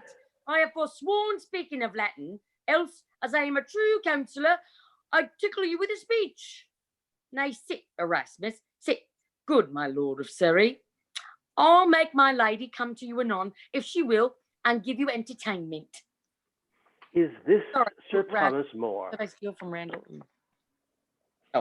Oh, good Erasmus, you must conceive his vein. He's ever furnished with these conceits. What page are we on? I got lost. 56, Jackie. Okay, am I on now? I prithee, good Erasmus. Very bottom. Randall. Yeah, I prithee, good Erasmus, be covered. I have forsworn speaking of Latin, else as I am a true counsellor, I tickle you with a speech. Nay, sit, Erasmus, sit, good my lord of Surrey. I'll make my lady come to anon, if she will, and give you entertainment. Is this Sir Thomas More? Oh, good Erasmus, you must conceive his vein. He's ever furnished with these conceits. Yes, faith, my learned poet doth not lie, for that matter. I am neither more nor less than merry Sir Thomas always. Wilt sup with me? By God, I love a parlous wise fellow that smells of a politician better than a long progress. We are deluded. This is not his lordship. I pray you, Erasmus, how long will the Holland cheese in your country keep without maggots? Fool, painted barbarism, retire thyself into thy first creation. Thus you see, my loving, learned friends, how far respect waits often on the ceremonious train of base illiterate wealth, whilst men of schools, shrouded in poverty, are counted fools. Pardon, thou reverend German, I have mixed so slight a jest to the fair entertainment of thy most worthy self. For know, Erasmus, mirth wrinkles up my face, and I still crave, when that forsakes me, I may hug my grave. Your honor's merry humor is best physic unto your able body. For we learn where melancholy chokes the passages of blood and breath, the erected spirit still lengthens our days with sportful exercise. Study should be the saddest time of life, to rest of sport exempt from thought of strife. Erasmus preacheth gospel against physic, my noble poet. Oh, my lord, you tax me in that word poet of much idleness. It is a study that makes poor our fate. Poets were ever thought unfit for state. Oh, give not up fair posy, sweet lord, to such contempt. That I may speak my heart, it is the sweetest heraldry of art that sets a difference between the tough, sharp holly and tender bay tree.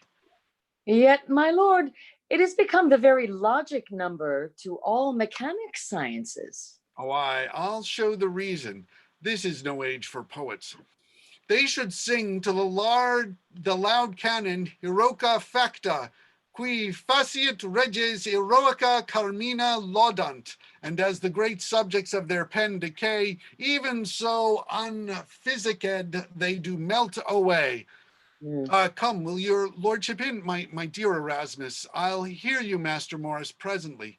My lord, I make you master of my house. We'll banquet here with fresh and stay delights. The muses' music here shall cheer our sprites. The cates must be but mean where scholars sit, and they're made all with courses of neat wit. How now, Master Morris? Master Morris? Master Morris. Master Morris, Master Morris. Who's Master Morris? Charles, I think that's you. You're muted. Charles, are you there? Unmute. Yeah, I'm here, sorry. Okay. With Master Morris, from where is this? It's on page 59, just after sort of midway down. How now, Master Morris? Oh dear. Sorry, I was only looking for a clown. Yeah. I'm a suitor to your lordship. I'm sorry, I guess maybe you didn't get the other email with the other castings. Do you have the thing we can see like the page number? It's just at 59, just a little ways down. Unfortunately, my copy doesn't have page numbers. Oh, I'm sorry. It's Act 3, Scene 2. It's just after Erasmus has left. It's how now, Master Morris? And you only have one line. Let me just do it for you. How now, Master? Okay. Yeah. Just say I'm a servant to your lordship on behalf of a servant of mine. I'm a servant to your lordship on behalf of a servant of mine. Ah, the fellow with the long hair. Oh, good, Master Morris. Come to me 3 years hence, and then I'll hear you. Sorry, there is more for Morris, actually. It just isn't set up correctly in my script. I'll just read it. I understand, Your Honor, but the foolish knave has submitted himself to the mercy of a barber and is without ready to make a new vow before your lordship hereafter to leave Cavil. Nay, then, let's talk with him. Pray, call him in. Bless your honor, a new man, my lord. Oh, why, sure, this is not he. And your lordship will. The barber shall give you a sample of my head. I am he in faith, my lord, I am ipse. Why, now thy face is like an honest man's. Thou hast played well at this new cut and won. No, my lord, lost all that ever God sent me. God sent thee into the world as thou art now, with a short hair. How quickly our 3 years run out of nougat. I think so, my lord, for there was but a hair's length between my going thither and so long time. Because I see some grace in thee, go free. Discharge him, fellows. Farewell, Master Morris. Thy head is for thy shoulders now more fit. Thou hast less hair upon it, but more wit. Did not I tell thee always of these locks? And the locks were on again. All the goldsmiths in Cheapside should not pick them open. It's hard if my hair stands not on end when I look for my face in a glass. I am a polecat.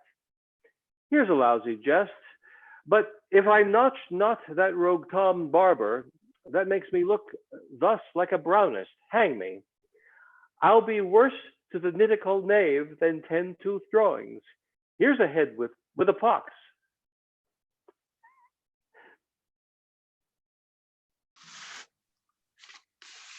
Morris, what ails thou? Art thou mad now? What ails Mad? thou? Art thou mad now? Mad now? Nails, if loss of hair cannot mad a man, what can? I am deposed. My crown is taken from me. More had been better a scoured Moorditch than a notched me thus. Does he begin his sheep shearing with Jack Faulkner? Nay, and you feed this vein, sir. Fare you well. My farewell, Frost. I'll go hang myself out for the pole head. Make a Saracen of Jack? Thou desperate knave, for that I see the devil wholly gets hold of thee. The devil's a damned rascal. I charge thee, wait on me no more, no more. Call me thy master. Well, then a word, Mr. Morris. I'll hear no words, sir. Fare you well. Blood farewell. Why dost thou follow me? Because I am an ass. You set your shavers upon me and then cast me off? Must I condole? Have the fates played the fools? Am I their cut? Now that the poor sconce is taken, must Jack march with bag and baggage? Oh, God. Oh. You coxcomb. Nay, you have poached me. You have given me a hair. It's here. Here? Away, you kind ass. Come, sir, dry your eyes. Keep you old place and mend these fooleries. I care not to be turned off, and 'twere a ladder, so it be in my humor, or the fates beckon to me.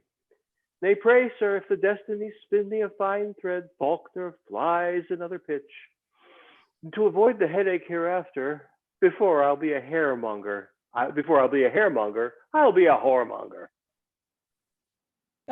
One moment. Charles, if you look in chat, you'll see the roles that you're playing. Yes, I see that now.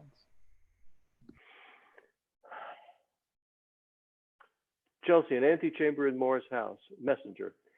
My honorable lord, the mayor of London, accompanied with his lady in her train, are coming hither and are hard at hand to feast with you. The servants come before to tell your lordship of their near approach. Why, this is cheerful news. Friends, go and come. Reverend Erasmus, who delicious words express the very soul and life of wit, newly took sad leave of me, and with tears troubled the silver channel of the Thames, which, glad of such a burden, proudly swelled, and on her bosom bore him toward the sea. He's gone to Rotterdam. Peace go with him. He left me heavy when he went from hence. But this recomforts me, the kind Lord Mayor, his brethren aldermen with their fair wives will feast this night with us. Why, so it should be. Moore's merry heart lives by good company. Good gentlemen, be careful, give great charge. Our diet be made dainty for the taste. For of all people that the earth affords, the Londoners far richest at their boards. A room in Moore's house.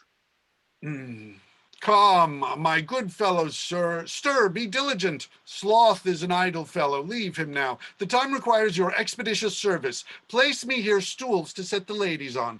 Son Roper, you have given order for the banquet?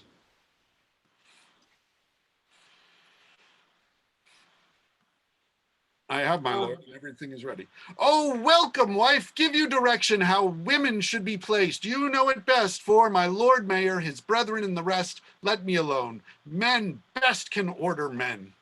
I warrant ye, my lord, all shall be well. There's one without that stays to speak with ye, and bade me tell ye that he is a player. A player, wife? Oh, one of ye bid him come in. Nay, stir there, fellows. Fie, ye are too slow. See that your lightness be in readiness. The banquet shall be here. God's me, madam. Leave my lady mayoress, both of us, from the board, and my son Roper too. Now, what may our guests think? My lord, they are risen and sitting by the fire.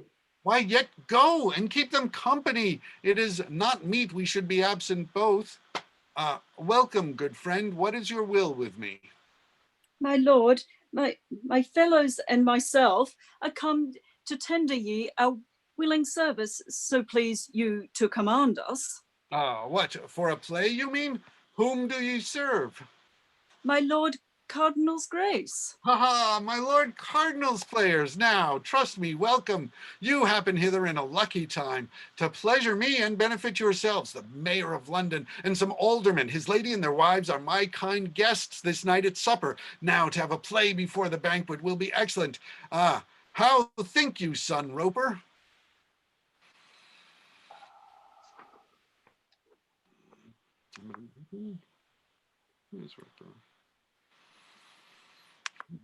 All right, 'twill do well, my lord, and be right pleasing pastime to your guests.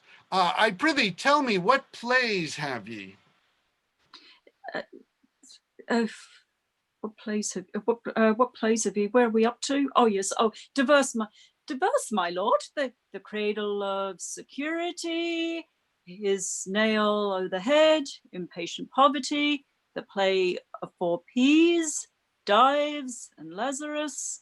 Lusty Juventus, and the marriage of wit and wisdom. Oh, the marriage of wit and wisdom. That, my lads, I'll none but that. The theme is very good and may maintain a liberal argument to marry. Wit to wisdom asks some cunning. Many have wit that may come short of wisdom. We'll see how master poet plays his part and whether wit or wisdom grace his art. Go, make him drink, and all his fellows too. How many are ye? 4 men and a boy, sir. But 1 boy? Then I see there's but few women in the play. 3, my lord. Dame Science, Lady Vanity, and Wisdom she herself. And 1 boy play them all. Ah, by Our Lady, he's laden. Well, my good fellows, get ye straight together and make ye ready with what haste ye may. Proud their supper against the play be done, else shall we stay our guests here overlong. Make haste, I pray ye. We will, my lord. Where are the waits? Bid them play to spend the time a while. How now, madam? My lord, they are coming hither. They're welcome, wife. I'll tell ye one thing. One sport is somewhat mended. We shall have a play tonight, the marriage of wit and wisdom, enacted by my good Lord Cardinal's players. How like ye that, wife? Oh, my lord, I like it well. See, they are coming. The waits plays, enter Lord Mayor, so many aldermen as many, the Lady Mayoress and Scarlet with other ladies, and Sir Thomas More, daughter servants, carrying lighted torches by them. Once again, welcome, welcome, my good Lord Mayor, and brethren all, for once I was your brother, and so I am still in heart. It is not state that can our love from London separate. True, upstart fools, by sudden fortune tried, regard their former mates with naught but pride. But they that cast an eye still whence they came, know how they rose and how to use the same. My lord, you set a gloss on London's fame, and make it happy ever by your name. Needs must we say, when we remember more, 'twas he that drove rebellion from our door with great discretions, mild and gentle breath. Oh, how our city is by you renowned, and with your virtues our endeavors crowned.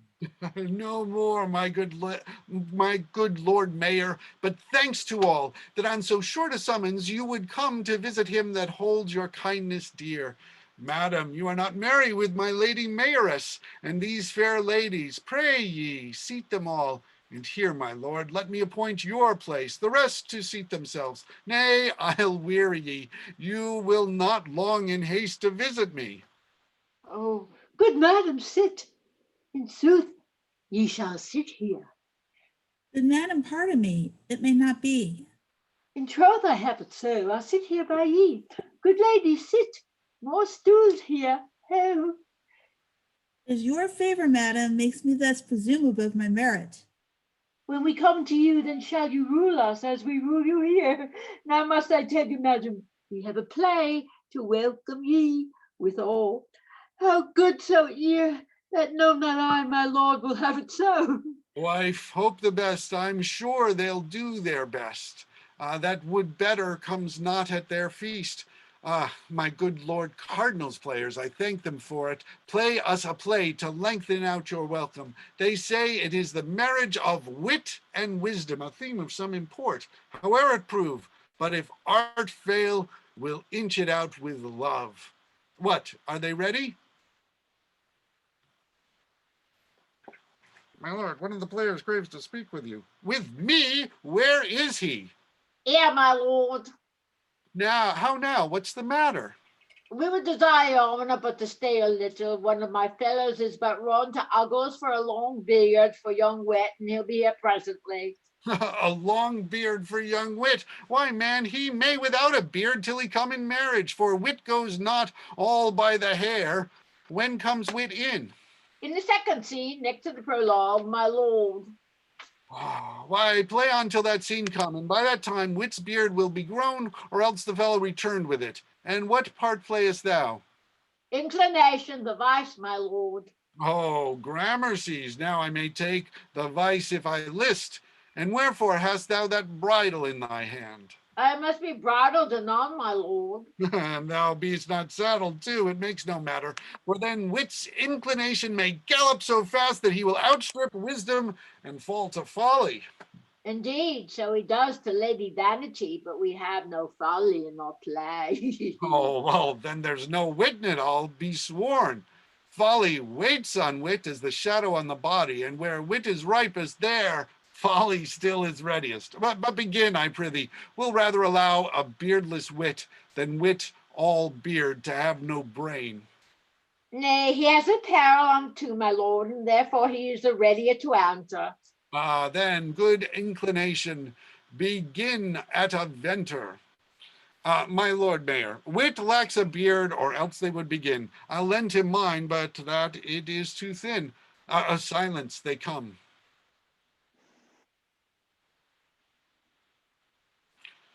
The trumpet sounds. Enter the prologue.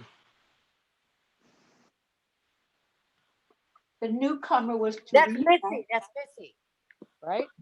Missy, you're the. Should I do Oh it? yes. I was trying. I was speaking. Sorry. Now, for as much in these latter days, throughout the whole world, in every land, vice doth increase and virtue decays. Put on your Iniquity video. having. Oh, sorry. My video's on. Yeah.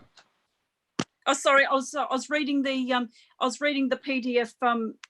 I was reading the PDF. Okay. Can you Put hear your me? video back For on. as much. Start again.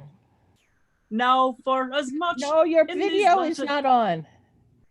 Oh, because oh, it's not. Now it gosh, is. that's a. Now it is. Oh yes, it's because I can only. Okay, start from the top. Well, then I'll. If it's not going to show whilst I've got. Oh, sorry. Yeah, it's because I'm reading off a PDF. I'm not reading off paper. If that's happening, then I'll have to just play by sound then. Yeah, Well, just everyone your will- voice is fine, right? Fine. The voice suffices. Yeah, just voice. Yeah, we'll have to make do then. Yeah. Okay.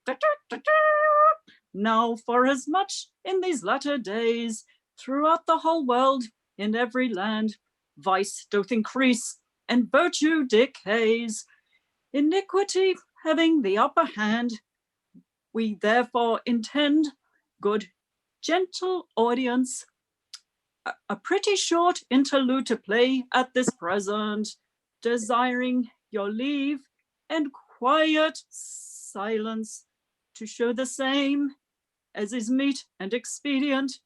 It is called the marriage of wit and wisdom, a matter right pithy and pleasing to hear, whereof in brief we shall show the whole sum. But I must be gone, for wit doth appear. In Yay. an all agree. Speak whereas I lay, the birds sang sweetly in the midst of day. I dreamed fast of mirth and play. In youth is pleasure, in youth is pleasure. Methought I walked still to and fro, and from her company I could not go. But when I waked, it was not so. In youth is pleasure, in youth is pleasure. Therefore my heart is surely plight of her alone to have a sight, which is my joy and heart's delight. In youth is pleasure, in youth is pleasure. Mark ye, my lord, this is wit without a beard. What will he be by that time he comes to the commodity of a beard? Oh, sir, the ground is the better on which she doth go, for she will make better cheer with a little she can get, that many a one can with a great banquet of meat. And is her name Wisdom? Aye, sir, a wife most fit for you, my good master, my dainty sweet wit. Oh, to be in her company, my heart is set. Therefore I prithee, to let us be gone, for unto wisdom with hath inclination. Oh, sir, she will come herself even anon, for I told her before where we would stand, and then she said she would beck us with her hand. Back with these boys and saucy great knaves. What, stand you here so big in your braves, my dear girl, about your coxcomb shall walk, if I may but so much as hear you chat or talk. But will she take pains to come for us hither? I warrant ye. Therefore you must be familiar with her when she cometh in place. You must her embrace somewhat handsomely, lest she think a danger because you are a stranger to come in your company. I warrant thee inclination, I will be busy. Oh, how wit longs to be in wisdom's company. Come hither, come hither, come hither, come. Such cheer as I have, thou shalt have some. This is Lady Vanity. This is Lady Vanity, I'll hold my life. Beware, good wife, you take not her to wife. What, unknown honesty? A word in your ear. You shall not be gone as yet, I swear. Here's none but friends, you need not to fray. This young gentleman loves ye, therefore you must stay. I trust in me she will think no danger, for I love well the company of fair women, and though to you I am a stranger, yet wit may pleasure you now and then. Who? You? Nay, you are such a holy man, that to touch on you dare not be bold. I think you would not kiss a young woman if one would give ye 20 pound in gold. Oh, yes, in good sadness, lady, that I would. I could find my heart to kiss you in your smock. My back is broad enough to bear that mock, for it hath been told me many a time that you would be seen in no such company as mine. Not wit in the company of Lady Wisdom? Oh, Jove, for what do I hither come? Oh, sir, she did this nothing else but to prove whether a little thing would you move to be angry and fret. What? And if one said so, let such trifling matters go, and with a kind kiss come out of her debt. Is Luggins come yet with the beard? No, Faith, he is not come. Alas, what shall we do? Forsooth, we can go no further till our fellow Luggins comes. For he plays good counsel, now he should enter to admonish wit that this is Lady Vanity and not Lady Wisdom. Nay, and it be no more but so. Ye shall not tarry to stand for that. We'll not have our play marred for lack of a little good counsel. Till your fellow come, I'll give him the best counsel that I can. Pardon me, my Lord Mayor, I love to be merry. Oh, wit, thou art now on the bow hand, and blindly in thine own opinion doth stand. I tell thee, this naughty lewd inclination doth lead thee amiss in a very strange fashion. This is not wisdom, but Lady Vanity. Therefore, list to good counsel, and be ruled by me. In troth, my lord, it is as right to Legacy's part as can be. Speak wit. Nay, we will not have our audience disappointed if I can help it. Art thou good counsel, and will tell me so? Wouldst thou have wit from Lady Wisdom go? Oh, thou art some deceiver, I tell thee verily, in saying that this is Lady Vanity. Wit! Judge not things by the outward show. The eye oft mistakes, right well you do know. Good counsel assures thee upon his honesty that this is not wisdom, but Lady Vanity. Oh, my lord, he is come. Now we shall go forward.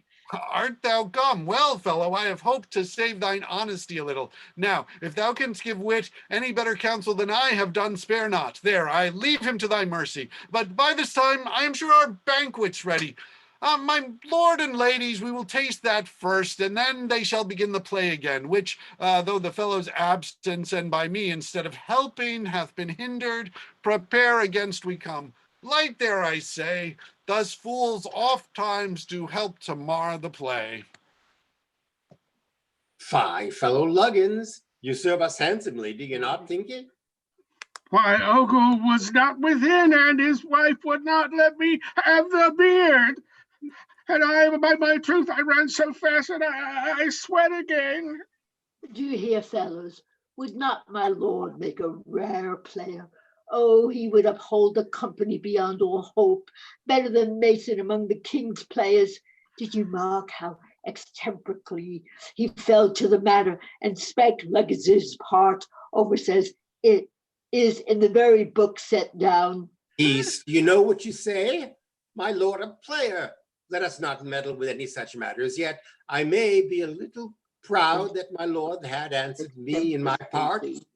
But come, let us go and be ready to begin the play again. I think that's best, for now we lack nothing. Enter a serving man. Where be these players? Here, Yes, sir. sir. My lord is sent for to the court, and all the guests do after supper part. And for he will not trouble you again, by me for your reward he sends 8 angels with many thanks. But sup before you go. It is his will you should be fairly entreated. Follow, I pray ye. This, Luggins, is your negligence.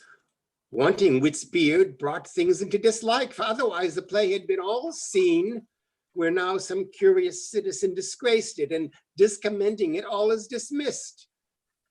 Oh, for God, he says true, but here ye sirs, 8 angels. My lord would never give 8 angels more or less for $12. Others it should be 3, 5, or 10 lire. There's 20 wanting, sure. 20 to 1 'tis so. I have a trick. My lord comes. Stand aside. In haste to council. What's the business now? 'Tis that all so late his highness sends for me. What seekest thou, fellow? Oh, nay, nothing. Your lordship sent 8 angels by your man, and I have lost 2 of them in the riches. Wit, look to that. 8 angels? I did send them 10. Who gave it them? Aye, my lord, but I had no more about me, but by and by they shall rescue the rest. Well, wit, 'twas wisely done. Thou playest wit well indeed, not to be deceived of thy right. Am I a man by office truly ordained, equally to decide true right his own, and shall have deceivers in my house? Then what avails my bounty, when such servants deceive the poor of what the master gives? Go and pull his coat over his ears. There are too many such. Give them their right.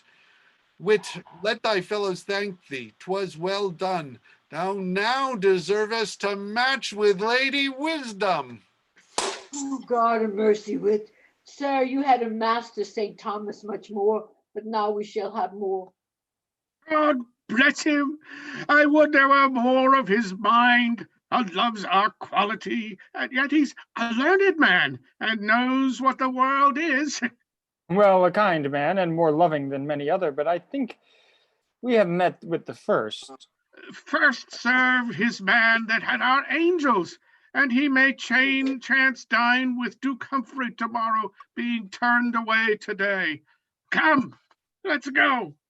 And many such rewards would make us all ride and horse us with the best nags in Smithfield. Stage directions or no? Okay. Whitehall Council Chamber. Good morrow to my Lord of Shrewsbury. The like unto the honored Earl of Surrey. Young comes my Lord of Rochester. Good morrow, my good lords. Clock of the council, what time is it of day? It's 8 o'clock, my lord. I wonder that my good Lord Chancellor doth stay so long, considering there's matters of high importance to be scanned upon. Clock of the council, certify his lordship. The lords expect him here. It shall not need. Yon comes his lordship. Good morrow to this fair assembly. Come, my good lords, let's sit. Oh, serious square. Upon this little board is daily scanned the health and preservation of the land. We, the physicians that effect this good, now by choice diet, anon by letting blood. Our toil and careful watching brings the king in league with slumbers, to which peace doth sing. Avoid the room there. What business, lords, today? This, my good lord, about the entertainment of the emperor against the perfidious French into our pay. My lords, As 'tis the custom in this place, the youngest should speak first. So if I chance in this case to speak youngly, pardon me. I will agree. France hath now her full strength, as having new recovered the pale blood which war sluiced forth. And I consent to this, that the conjunction of our English forces with arms of Germany may soon bring this prize of conquest in. But then, my lords, as in the moral hunting twixt the lion and other beasts, force joined with greed frighted the weaker sharers from their parts. So if the empire's sovereign chanced to put his plea of partnership into war's court, swords should decide the difference, and our blood in private tears lament his entertainment. To doubt the worst is still the wise man's shield. That arms him safely, but the world knows this. The emperor is a man of royal faith. His love unto our sovereign brings me down from his imperial seat to march in pay under our English flag and wear the cross like some high order upon his manly breast. Thus serving, he's not master of himself, but like a colonel commanding other, is the general overawed himself. Yet, my good lord. Let me conclude with my speech. As subjects share no portion in the conquest of their true sovereign, other than the merit that from some sovereign guerdons the true subject, so the good emperor, in a friendly league of amity with England, will not soil his honor with the theft of English spoil. There is no question but this entertainment will be most honorable, most commodious. I have oft heard good captains wish to have rich soldiers to attend them, such as would fight both for their lives and livings. Such a one is the good emperor. I would to God we had 10,000 of such able men. Ha! Then there would appear no court, no city, but where the wars were, they would pay themselves. Then to prevent in French wars England's loss, let German flags wave with our English cross. And I'm going to order my pizza. My lords, his majesty hath sent by me these articles enclosed, first to be viewed and then to be subscribed to. I tender them in that due reverence which befits this place. Subscribe those articles. Stay, let us pause. Our conscience first shall parley with our laws. My Lord of Rochester, view you the paper. Subscribe to these. Now, good Sir Thomas Palmer, beseech the king that he will pardon me. My heart will check my hand whilst I do write. Subscribing so, I were an hypocrite. Do you refuse it then, my lord? I do, Sir Thomas. Then here I summon you forthwith to appear before his majesty to answer there this capital contempt. I rise and part in lieu of this to tender him my heart. Wilt please your honor to subscribe, my lord? Sir, tell his highness, I entreat some time for to bethink me of this task. In the meanwhile, I do resign mine office into my sovereign's hands. Then, my lord, hear the prepared order from the king. On your refusal, you shall straight depart unto your house at Chelsea, till you know our sovereign's further pleasure. Most willingly I go. My lords, if you will visit me at Chelsea, we'll go a-fishing, and with a cunning net, not like weak film, we'll catch none but the great. Farewell, my noble lords. Why, this is right. Good morrow to the sun, to state, good night. Will you subscribe, my lords? Instantly, good Sir Thomas. We'll bring the writing unto our sovereign. My lord of Rochester, you must with me to answer this contempt. This is the worst, who's freed from life is all from care exempt. Now let us hasten to our sovereign. 'Tis strange that my Lord Chancellor should refuse the duty that the law of God bequeaths unto the king. Come, let us. No doubt his mind will alter, and the bishops too. Error in learned heads hath much to do.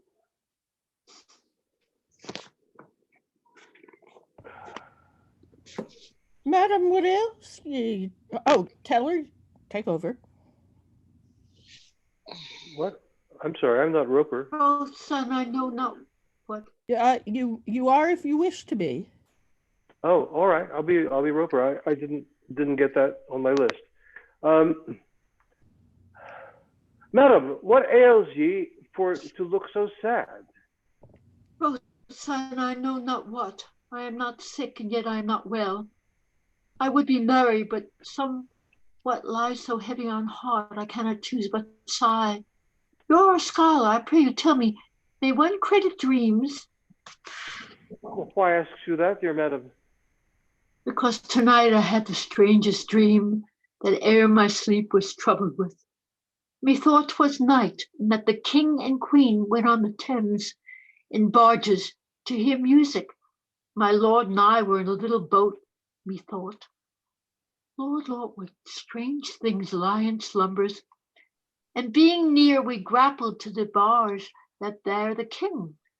But after many pleasing voices spent, in that still moving music house, methought the violence of the stream did sever us quite from the golden fleet, and hurried us unto that bridge, which with unused horror we entered at full tide. Then some slight shoot being carried by the waves, our boat stood still just opposite the tower, and there it turned and turned about, as when a whirlpool sucks the circled waters. We thought that we both cried till that we sunk, where arm in arm we died. Give no respect, dear madam, to fond dreams. They are but slight illusions of the blood.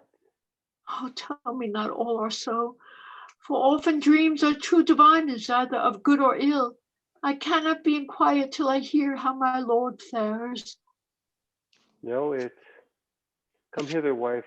I will not fright thy mother to interpret the nature of a dream, but trust me, sweet, the night I have been troubled with thy father beyond all thought. Truly, and so have I. Methought I saw him here in Chelsea Church, standing upon the rood loft, now defaced.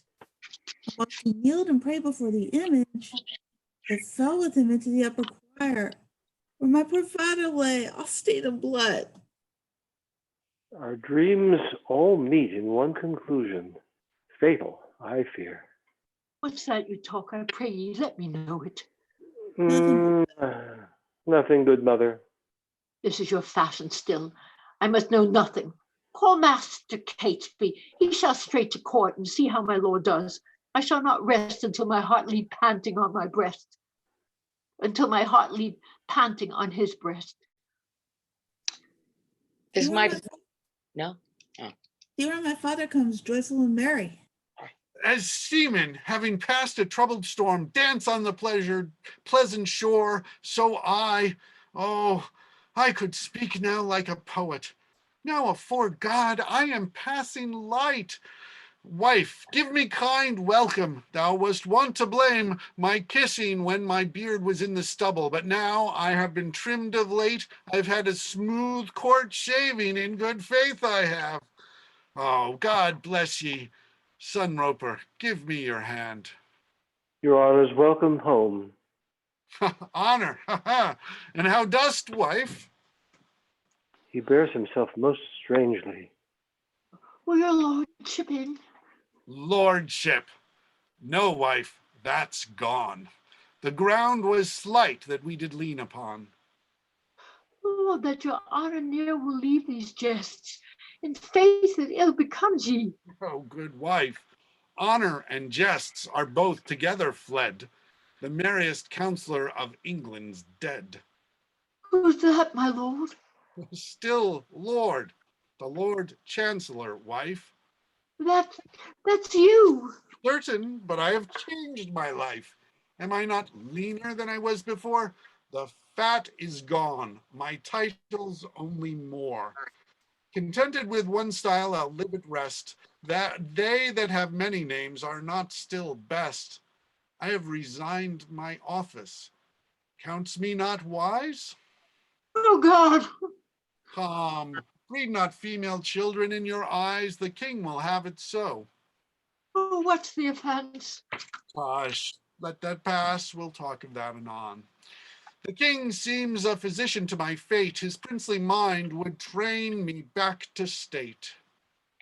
Then be his patient, my most honored father. Oh, son Roper, ubi turpus est medicine sanari piget. No, wife, be merry, and be merry all. You smiled at rising, weep not at my fall. Let's in and hear joy like to private friends, since days of pleasure have repentant ends. The light of greatness is with triumph born, it sets at midday, off with public scorn. Your, Mhm. Your kind persuasions, honorable lords, I can but thank you for. But in this breast there lives a soul that aims at higher things than temporary pleasing earthly kings. God bless his highness even with all my heart. We shall meet one day, though that now we part. We not misdoubt. Your wisdom can discern what best befits it. Yet in love and zeal we could entreat, it might be otherwise. No doubt. Your fatherhood will by yourself consider better of the present case, and grow as great in favor as before. That as pleaseth God. In my restraint from worldly causes, I shall better see into myself than at proud liberty. The tower and I will privately confer of things, wherein at freedom I may err. But I am troublesome unto your honors, and hold ye longer than becomes my duty. Master Lieutenant, I am now your charge. And though you keep my body, yet my love waits on my king and you while Fisher lives. Farewell, my lord of Rochester. We'll pray for your release and labor it as we may.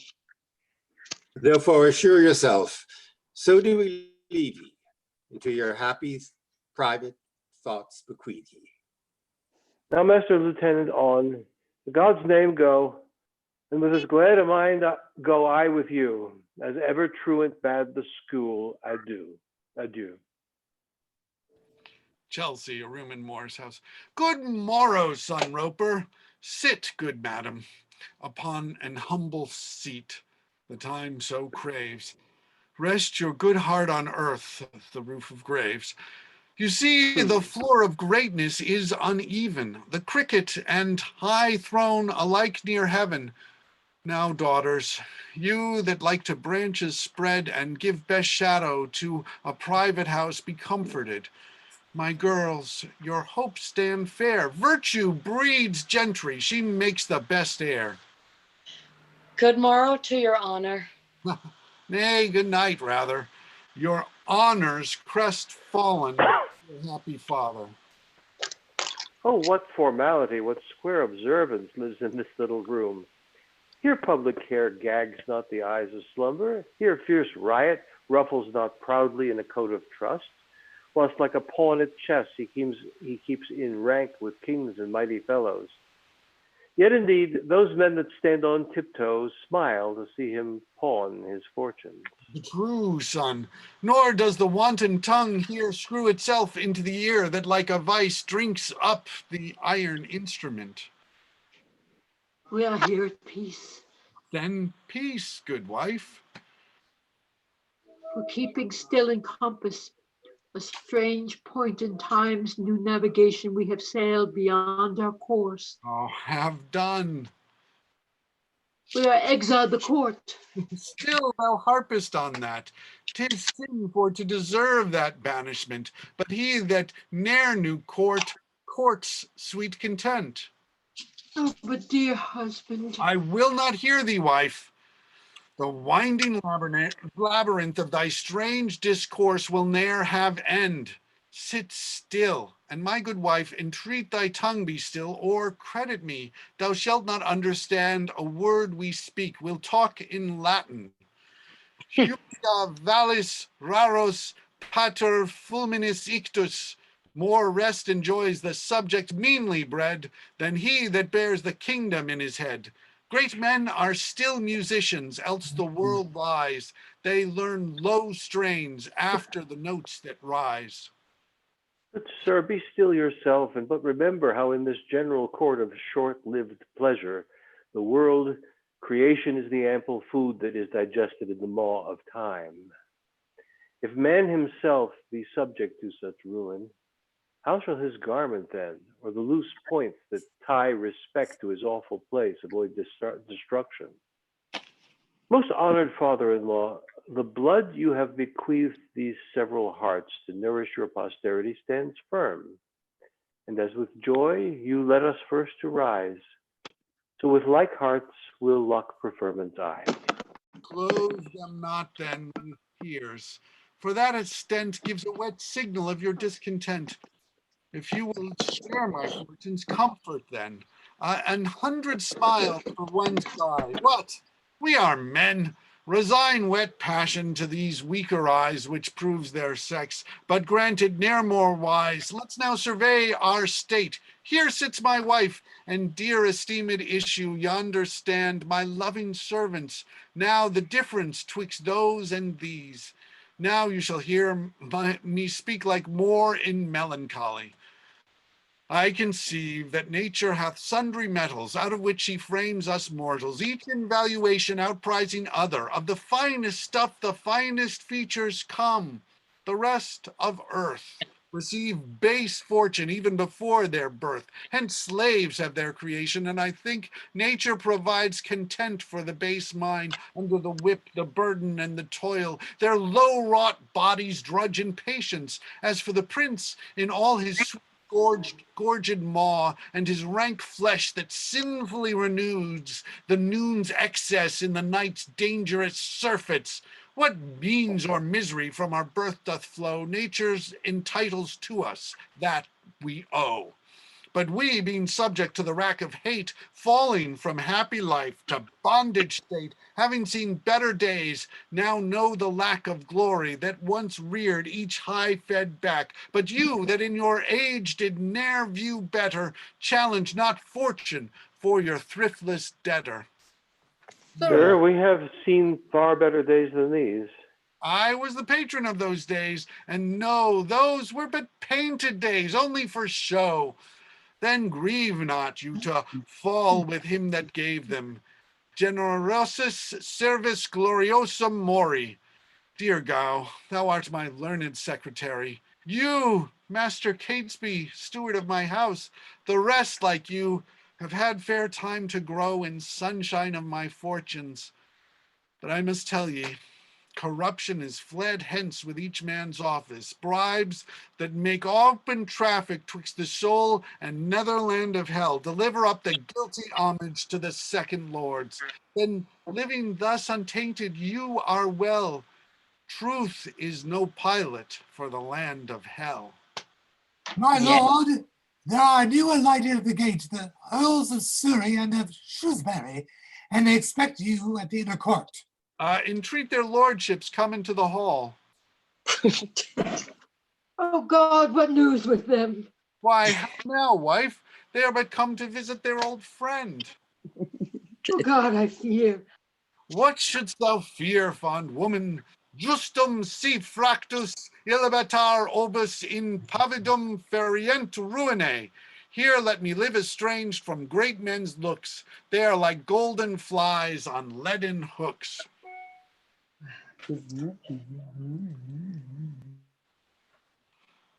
Shrewsbury Steve? Oh yes, on leaden hoofs.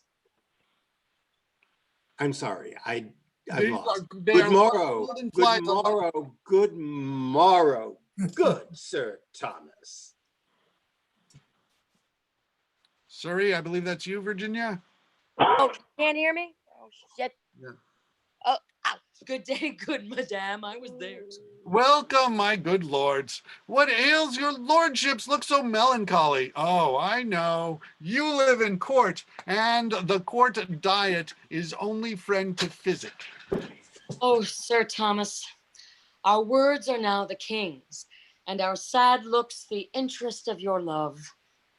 We are sent to you from our mild sovereign, once more to demand if you'll subscribe unto those articles he sent you the other day.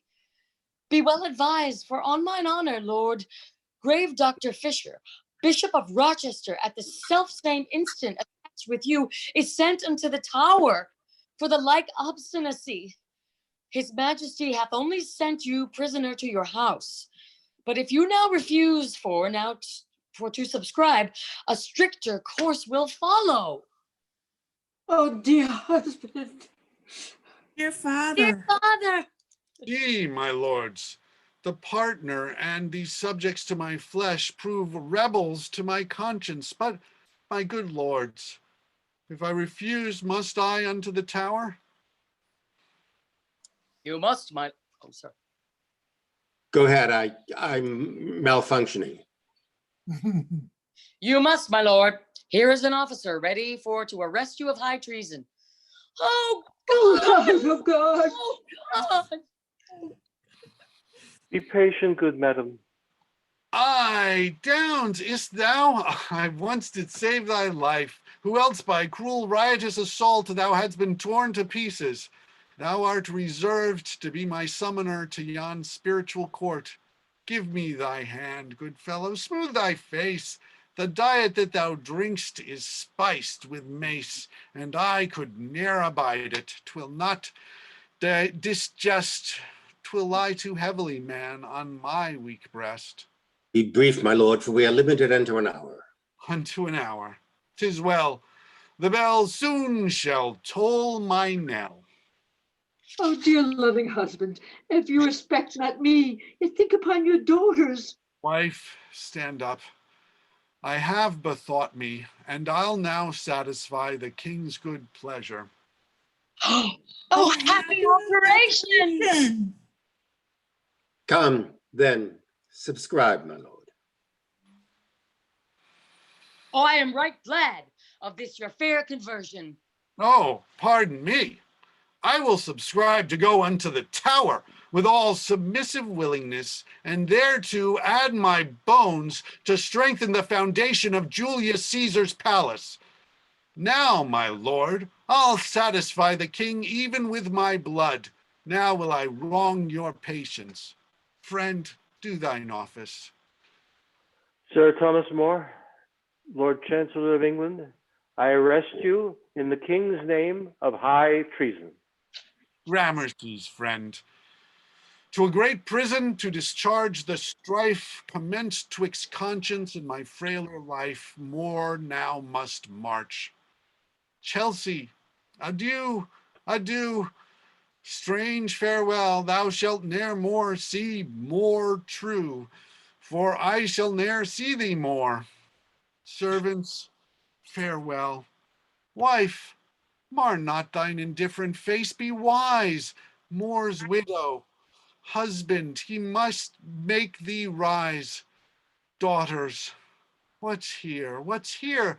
Mine eye hath almost parted with a tear. Dear son, possess my virtue that I never gave. Grave more thus lightly walks to a quick grave. Curae leves loquuntur in gente stupend. You that way in. Mind you my course in prayer. By water I to prison, to heaven through the air. Oh, make a guard there. The master lieutenant gives a straight command. The people be avoided from the bridge. From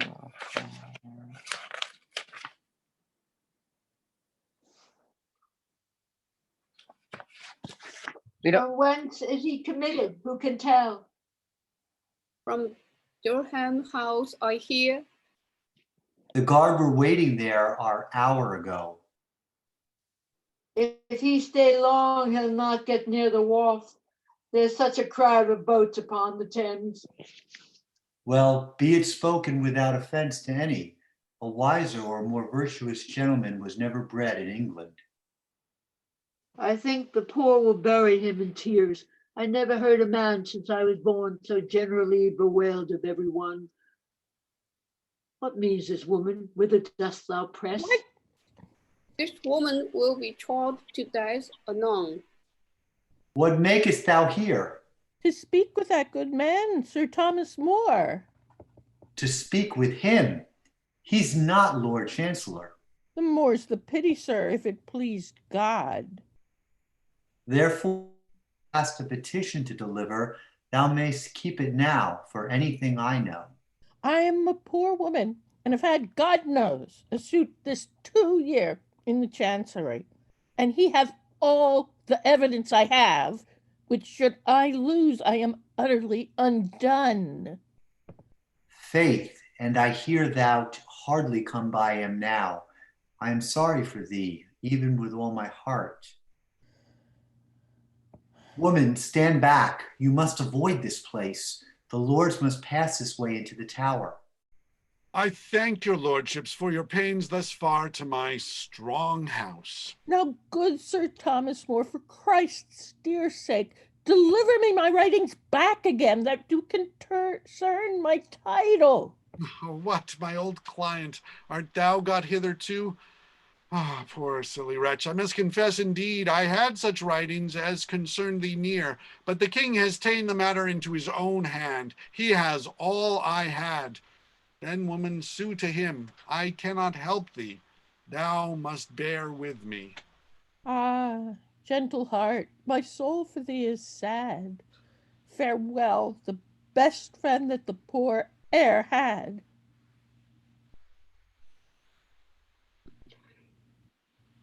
Before you enter through the tower gate, your upper garment, sir, belongs to me. Sir, you shall have it. There it is. The utmost on your back. Sir, you mistake me. Sir, now I understand ye very well, but that you name my back, sure else my cap had been the uppermost.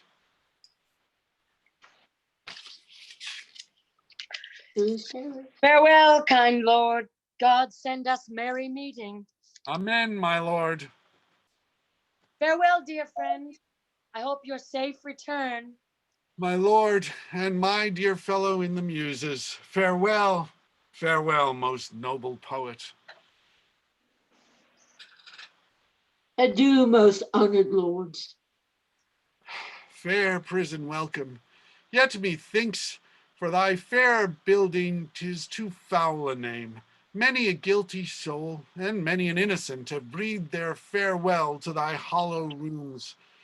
I often entered into thee this way, yet I thank God, ne'er with a clear conscience than at this hour. This is my comfort yet. How hard sore my lodging prove, the cry of the poor suitor, fatherless orphan, or distressed widow shall not disturb me in my quiet sleep. Oh, then a God's name to our close abode. God is as strong here as he is abroad. Moore's house. Butler, porter, housekeeper. Anybody? Okay, Robin I'll read. Brewer. How now, man? What cheer, what cheer? Faith, Ned Butler, sick of thy disease, and these are other fellows here, Rafe, horsekeeper, and Giles Porter, sad, sad. They say my lord goes to his trial today. To it, man, why, he is now at it. God send him well to speed. Amen. Even as I wish to mine own soul, so speed it with my honorable lord and master, Sir Thomas More. I cannot tell, I have nothing to do with matters above my capacity, but as God judged me, if I might speak my mind, I think there lives not a more harmless gentleman in the universal world. Nor a wiser, nor a merrier, nor an honester. Go to, I'll put that in upon mine own knowledge. Nay, and ye bate him his due of the housekeeping, hang ye all. Ye have some many Lord Chancellors comes in debt at the year's end, for very housekeeping. Well, he was too good a lord for us, and therefore I fear God himself will take him. But I'll be hanged if ever I have such an other service. Soft, man, we are not discharged yet. My lord may come home again, and all will be well. I much mistrust it. When they go to raining once, there's ever foul weather for a great while after. But soft, here comes Master Goff and Master Catesby. Now we shall hear more. Before God, they are very sad. I doubt my lord is condemned. God bless his soul, and a fig then for all worldly condemnation. Well said, Giles Porter. I commend thee for it. 'Twas spoken like a well-affected servant of him that was a kind lord to us all. Which now no more he shall be. For, dear fellows, now we are masterless.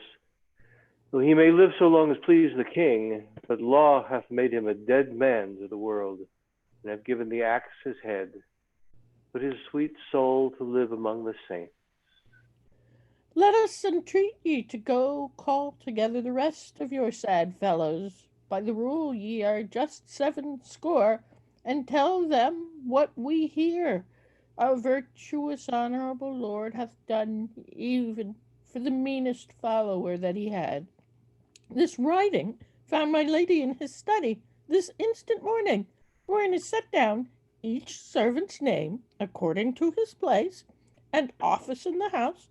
On every man he frankly hath bestowed 20 nobles, the best and worst together, all alike, which Master Catesby here forth will pay ye. Take it as it is meant, a kind remembrance of a fair, kinder lord, with whose sad fall he gives up his house and farewell to us all. Thus the fair spreading oak falls not alone, but all the neighbor plants and under trees are crushed down with his weight. No more of this. Come and receive your due, and after we go, fellow-like hence, co-partners of one woe. The tower. Master Lieutenant, is the warrant come? If it be so, God's name, let us know it. My lord, it is. 'Tis welcome, sir, to me with all my heart. His blessed will be done.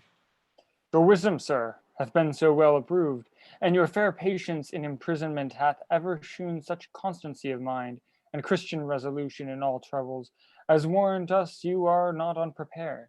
No, Master Lieutenant, I thank my God, I have peace of conscience, though the world and I are at a little odds, but will be even now, I hope, ere long. When is the execution of your warrant? Tomorrow morning. So, sir, I thank you. I have not lived so ill, I fear to die. Master Lieutenant, I have had a sore fit of the stone tonight, but the king hath sent me such a rare receipt, I thank him, as I shall not need to fear it much. In life and death, still merry, Sir Thomas More. Sarah, fellow, reach me the urinal. Let me see. There's gravel in the water, and yet I see no grave danger in that. The man were likely to live long enough, so pleased the king. Here, fellow, take it. Shall I go with it to the doctor, sir? No, save thy labor. We'll cozen him of a fee. Thou shalt see me take a dram tomorrow morning, shall cure the stone. I warrant, doubt it not.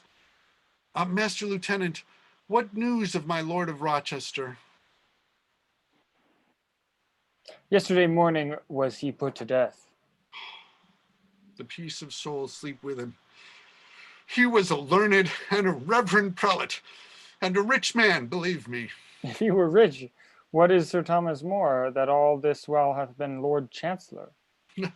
Say ye so, Master Lieutenant? What, do you think a man that with my time had held my place might purchase? Perhaps, my lord, £2,000 a year. Master Lieutenant, I protest to you, I never had the means in all my life to purchase one poor £100 a year. I think I am the poorest chancellor that ever was in England, though I could wish for credit of the place that my estate were better. It's very strange. It will be found as true, I think, sir, that with most part of my coin I have purchased as strange commodities as ever you heard tell of in your life. Commodities, my lord. Might I, without offense, inquire of them? Oh, crouches, Master Lieutenant, and bear cloaks for halting soldiers and poor needy scholars have had my greetings in the chancery. To think, but what a cheat the crown shall have by my attainder. I prithee, if thou beest a gentleman, get but a copy of my inventory. The part of poet that was given me made me very unthrift. For this is the disease that attends us all. Poets were never thrifty, never shall. Enter Lady Moore and daughters, Master Roper. O noble Moor, my lord, your wife, your son-in-law, and daughters. Son Roper, welcome, welcome, wife and girls. Why do you weep? Because I live at ease? Do you not see when I was chancellor, I was so clogged with suitors every hour I could not sleep, nor dine, nor sup in quiet? Here's none of this. Here I can sit and talk with my honest keeper half a day together, laugh and be merry. Why then should you weep? These tears, my lord, for your long restraint, hope hath dried up. With comfort that we yet, although imprisoned, might have had your life. To live in prison, what a life were that! The king, I thank him, loves me more than so. Tomorrow I shall be at liberty to go even whether I can, after I've dispatched my business. Oh, husband, yet submit yourself. Have care of your poor wife and children. Wife, so I have. And I do leave you all to his protection, hath the power to keep you safer than I can. The father of the widow and the orphans. The world, my lord, hath ever held you wise, and shall be no distaste unto your wisdom to yield to the opinion of the state. I have deceived myself, I must acknowledge, and as you say, son Roper, to confess the same, it will be no disparagement at all. His Highness shall be certified thereof immediately. Nay, hear me, wife. First, let me tell ye how I thought to have had a barber for my beard. Now I remember that were labor lost. The headsman now shall cut off head and all. Father, His Majesty, upon your meek submission, will yet, they say, receive you to his grace credit as you were before. Has appointed me to do a little business. If that were past, my girl, then thou shouldst see what I would say to him about that matter. But I shall be so busy until then, I shall not tend it. Ah, is that me? Okay. My dear father. Oh, dear Lord and husband. Be comforted, good wife, to live and love my children, for with thee leave I all my care of them. Son Roper, for my sake that have loved thee well, and for her virtue's sake cherish my child. Girl, be not proud, but of thy husband's love. Ever retain thy virtuous modesty. That modesty is such a comely garment as it is never out of fashion, sits as fair upon the meaner woman as the empress. No stuff that gold can buy is half so rich, nor ornament that so becomes a woman. Live all and love together, and thereby you give your father a rich obsequy. Your blessing, dear father. I must be gone. God bless you. To talk with God, who now doth call. Why, my dear husband. Sweet wife, good night. Good night. God send us all his everlasting light. I think before this hour, more heavy hearts never parted the tower.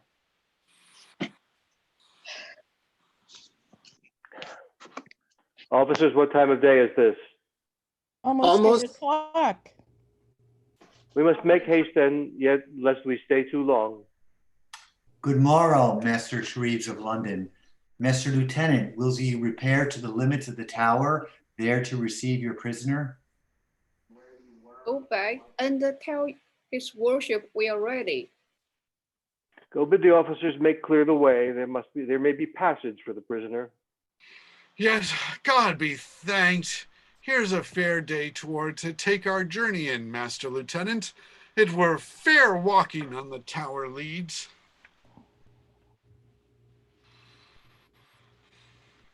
And so it might have liked my sovereign lord. I would to God you might have walked there still. Sir, we are walking to a better place. Oh, sir, your kind and loving tears are like sweet odors to embalm your friend. Thank you, good lady. Since I was your guest, she has made me a very wanton in good sooth. Oh, I had hoped we should not yet have parted. But I must leave ye for a little while. Within an hour or two you may look for me, but there will be so many come to see me that I shall be so proud I will not speak. And sure, my memory is growing so ill, I fear I shall forget my head behind me. God and his blessed angels be about ye. Here, Master Shreves, receive your prisoner. Good morrow, Master Shreves of London, to ye both.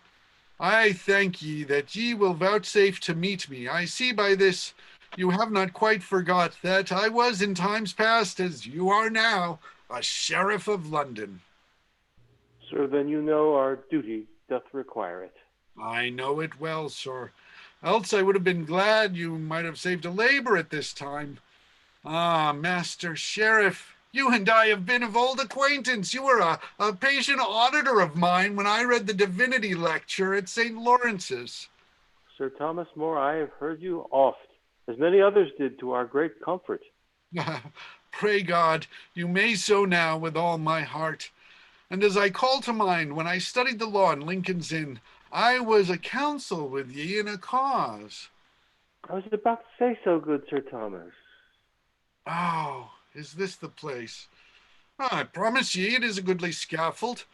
In sooth, I am come about a headless errand, for I have not much to say now I am here. Well, let's ascend, in God's name. And troth, methinks your stair is somewhat weak. I prithee, honest fellow, lend me thy hand to help me up. For my coming down, let me alone. I'll look to that myself. My lords of Surrey and Shrewsbury, give me your hands. Yet before we, you see, though it pleaseth the king to raise me thus high, yet I am not proud, for the higher I mount, the better I can see my friends about me.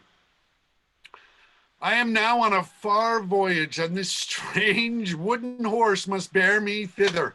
Yet I perceive by your looks you like my bargain so ill that there's not one of you will dare enter with me.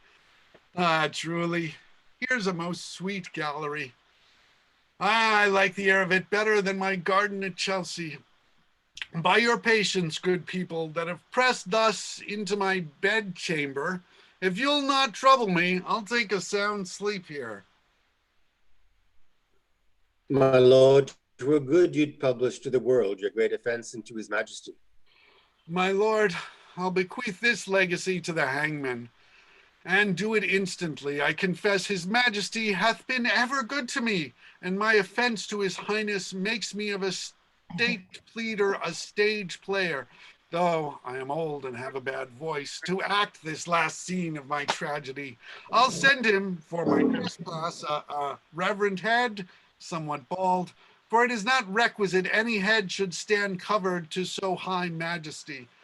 If that content him not, because I think my body will then do me small pleasure, let him but bury it and take it.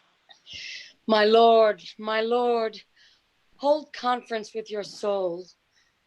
You see, my lord, the time of life is short. I see it, my good lord. I dispatched that business the last night. I come hither only to be let blood. My doctor here tells me it is good for the headache. I beseech ye, my lord, forgive me. Forgive thee, honest fellow, why? For your death, my lord. Oh, my death. I had rather it were in thy power to forgive me, for thou hast the sharpest action against me. The law my honest friend, lies in thy hands now. Here's thy fee. And my good fellow, let my suit be dispatched presently, for 'tis all one pain to die a lingering death and to live in the continual mill of a lawsuit. But I can tell thee, my neck is so short that if thou shouldst behead 100 noblemen like myself, thou wouldst never get credit by it. Therefore, look ye, sir, do it handsomely, or of my word, thou shalt never deal with me after. I'll take an order for that, my lord. One thing more. Take heed thou cuts not off my beard. Oh, I forgot. Execution passed upon that last night, and the body of it lies buried in the tower. Stay, is not possible to make escape from all this strong guard? It is. There is a thing within me that will rise and elevate my better part above sight of these same weaker eyes. And Master Shreves, for all this troop of steel that tends my death, I shall break from you and fly up to heaven. Let's seek the means for this. My lord, I pray thee, put off your doublet. Oh, speak not so coldly to me. I am hoarse already. I would be loath, good fellow, to take more. Point me the block. I ne'er was here before. To the east side, my lord. Then to the east we go to sigh, that o'er to sleep and rest. Here more forsakes all mirth, could reason why. The fool of flesh must with her frail life die. No, I salute my trunk with a sad tear. Our birth to heaven should be thus void of fear.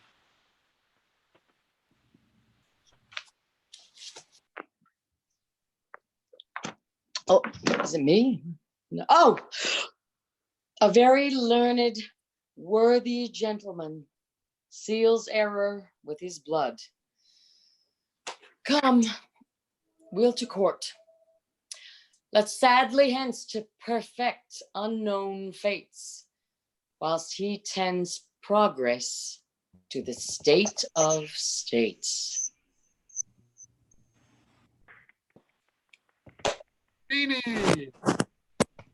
Yeah. Hey! Hey. Well done, everyone. Thank you so much. Thank you. I mean, it's great.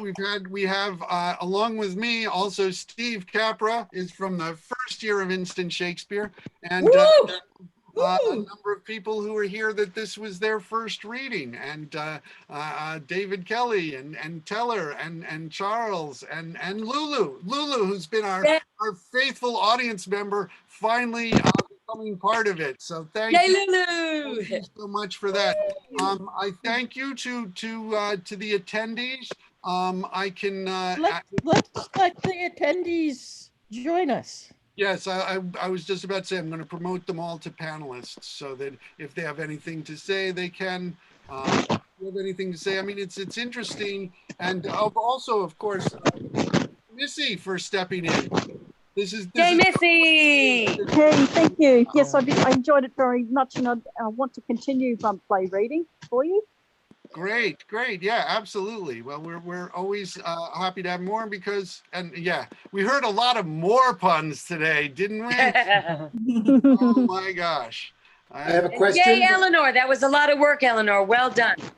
Yeah. We have a question. Who's got a question? My apology, my battery will start to go dead here. Yes, I I have do. to call in Mark to give me a hand. Okay, let's let Steve has a question. Yes, I do. All right. Eleanor, do you have? I would like pictures and resumes from some people. So Charles, Michael, and Teller. Does Eleanor have your email? Yes. Yes. Yes. Okay, that's all I need. Thank you. Okay. Bye, Steve. Yeah, thank you. Can I say something to Missy? Yes. Okay. Yes. Missy, you can resize your Zoom window to the half of your computer and then put your PDF on the other half. So it doesn't matter which cursor, screen your cursor is put on. You can look at your PDF to read and also have your video showing to us. Oh yeah, I understand. Yeah, I tried to, but what happened was, you see, I'm using an iPad, and the screen on here won't minimize, and it won't even minimize even on the PDF. So that's so yeah, I've that's heard annoying that. I mean, when that happens. Yeah, that's a problem with iPads with that, because it doesn't I mean, because in order to do it, you're basically having two programs open at once, and the iPad can't do that. So that's why it would switch over. But thank you for doing it, and maybe we can figure out some other way. I mean, I don't know. I'm But trying I have to. an idea. Yeah, I'm sorry to talk Your over you. voice is just as good. What I was going to say is, what I could do is, whilst I'm on my iPad, is I could have the PDF open on my I could have my video showing on either my iPad or my laptop, and then I could read off the PDF off my other computer device. For example, I could talk on video on my let me see, yeah, on my laptop, whilst I read the PDF off my iPad, and that way you'll be able to keep me on video. Yeah. I found that after some experimentation, I was able to put the PDF and the Zoom conference both on my laptop. It took a bit of tailoring. Yeah, it's not terribly hard. And the other thing that I discovered was Eleanor had sent me the PDF of the script, and if you're looking at a PDF, along the top bar at the extreme right, there's a little passage where a little icon that you can click on, and you can highlight passages. So I did a search for each of the characters that Eleanor had given me, and I went through and highlighted those passages, so it was very easy to spot my lines. That's a good idea. Yeah, you can do that, and you can do that right in the PDF, and then the PDF is sort of very close to your eye line while you're speaking your lines, and it's very helpful. But what's so you get the tools. You get the tools, and then you right click, you highlight and you right click on the like a highlighted text. That's what I did. Otherwise, it's very easy to miss your part. Yeah, that's right. Of course. Yeah, but that's why I used to search each time I searched for the name. It brought me to the passage, and I just kept. I sort of rather religiously went down each time and then highlighted the passages that were there, and the search doesn't miss anything. Bravo, bravo. Which religion? Catholic or Protestant, you? Paul? Yeah, Steve, what is it? Can you give us some help with that? I found the first part, the syntax in the first half, much more difficult than the syntax in the second half. And I also thought that he masked the climax with the play within a play. Yeah, no, it's a real weird sort of thing. You've got all of this silly stuff of the marriage of wit and wisdom and all this stuff and more getting into the play, and then suddenly it's like, oh, he's called to court, and then it's like, yeah, just it's like that. Well, I mean, I think that's part of the thing about this play is that it was a collaboration of different writers, and I think that's why part of the reason why it seems so episodic and different parts of it, because different writers. Generally, our hand D, which is Act 2, Scene 4, which is the scene with Grantham removed and Moore's, good persuasive speech on behalf of the immigrants, and then his soliloquy in 3-1.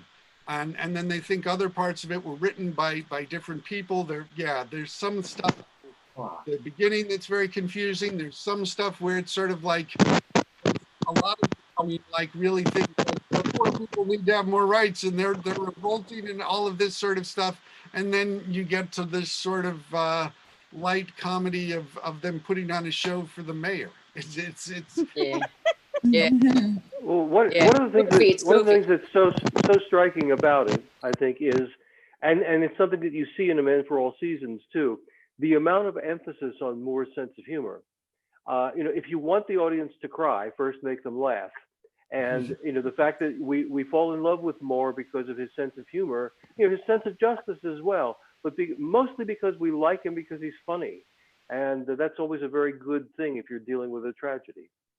Oh, I like him because he's kind. I like him because he's honest.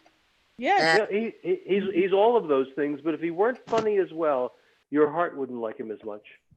Right. Yeah. Yeah. And it's so funny to me how circumspect, I'm sorry if this was already brought up. The audience is just expected to know what these articles are and what he's not subscribing to. And he dare not say what it is because it's just still too raw in the national office. It's too dangerous. Even put on the stage why he's being executed. Yeah, no, it is very true that it's like, yeah, the sole reason of it, it's like, you're going to sign this bill and they read it. It's like, and basically it was the sort of oath of supremacy that everybody had to say that the king is the head of the church and that's who not as that. And it's sort of ironic in the sort of the way that in Moore's speech earlier, he goes on about, well, you have to obey authority, listen to authority. And then, yeah, right. Yeah. And then it's turned against them. Yeah. Yeah, well, that's the flow of the play. From where he's like receiving the mayor and the mayoress, and then all of a sudden he's sent to the tower and then executed. If you don't know that, it can really seem abrupt. Right. And not well explained. Right. Yeah, Warren, you got something to say? A couple things. One is you did mention the scene that Shakespeare was known to have written in that play. The scene, you said Shakespeare wrote a scene, right? In the play? Yeah. Which scene? Act 2, Scene 4. I can't remember what was in it, but yeah. It's Sir Thomas More's big speeches about justice. Oh, because there were certainly echoes of other Shakespeare plays. The scene where the wife has a dream, you know what I mean? And it reminded me a bit of Julius Caesar. Oh, exactly. right. Now that's very much, yeah. Eleanor. That's Eleanor in Henry VI Part 2. Yeah. Yeah. Duchess of Gloucester. Yeah. Also, the humor in the last scene, I thought was a little dragged out. It was too maybe inappropriate. I don't know. Yes. A little bit. Yeah, and he's so you want to tell him to knock it off. He's being a little too vocal. Yeah, I love him because Moore is noble and also brave. When he talked about his death, just before his death, every word is just perfect. Perfect. Yeah, well, I mean, I think it is very interesting. It was different. I mean, this is my first time. Thank you, Eleanor, for the chance to Sir Thomas More. As it is a rich part, a fun part. There's a lot of things. I mean, and it does. I mean, there is so much that's about his sense of humor and things. And I knew you would be able to do it justice. At the end, even while I'm trying to put on a humorous face on everything, that it is still effective. Yeah. That little cute video of Erasmus is so funny. I find it very kind of out of a little. Your microphone is something is messing with it. Can't hear you. Me? Yes. Something is brushing against it. No. It might be some kind of connection. Thank you very much for having me as part of this. I need to leave now. It's been a joy, a very, very interesting experience, very enlightening. So thank you very much. It's a beautiful organization you guys have. Thank you. Thank you. Thank you, Teller. Thank you, Teller. Let us know. We'd be happy to accommodate you. And yeah, thank you for your excellent work. Thank you very much. Alrighty, bye for now. Thank you for being in it. Thank you. Thanks, Eleanor. All right. Bye-bye. Thanks. And yeah, and also thank you for stepping in and reading. And Charles and David for the first time, and many people, and Miss for the first time. And so yeah, this was a lot of fun. Yeah, we didn't take an intermission, but still, it's ended up. We've been here. It's been 3 hours now. And well done, Paul. Paul, you did a marvelous job. Yeah, he did. Thank you. So anybody else have any sort of other things they want to say before? Oh, I should let you know about all of our other sorts of events that we have coming up. We have a reading tomorrow. We're with Instant Shakespeare Company. Now that we've gotten on Zoom, we figure, well, let's and so I'm just going to mute you because I think it is yours. It's a Missy makes all the noise. Yeah. Yeah, it's Virginia's that was making the noise, and so I've muted you because you just need to work that out. But anyways, tomorrow at 1 o'clock, we're going to have our regular Saturday at 1 o'clock readings is Richard II. And then on Sunday, we're going to have a special thing that I haven't even sent out information on yet. We're going to do sort of an open rehearsal for Romeo and Juliet.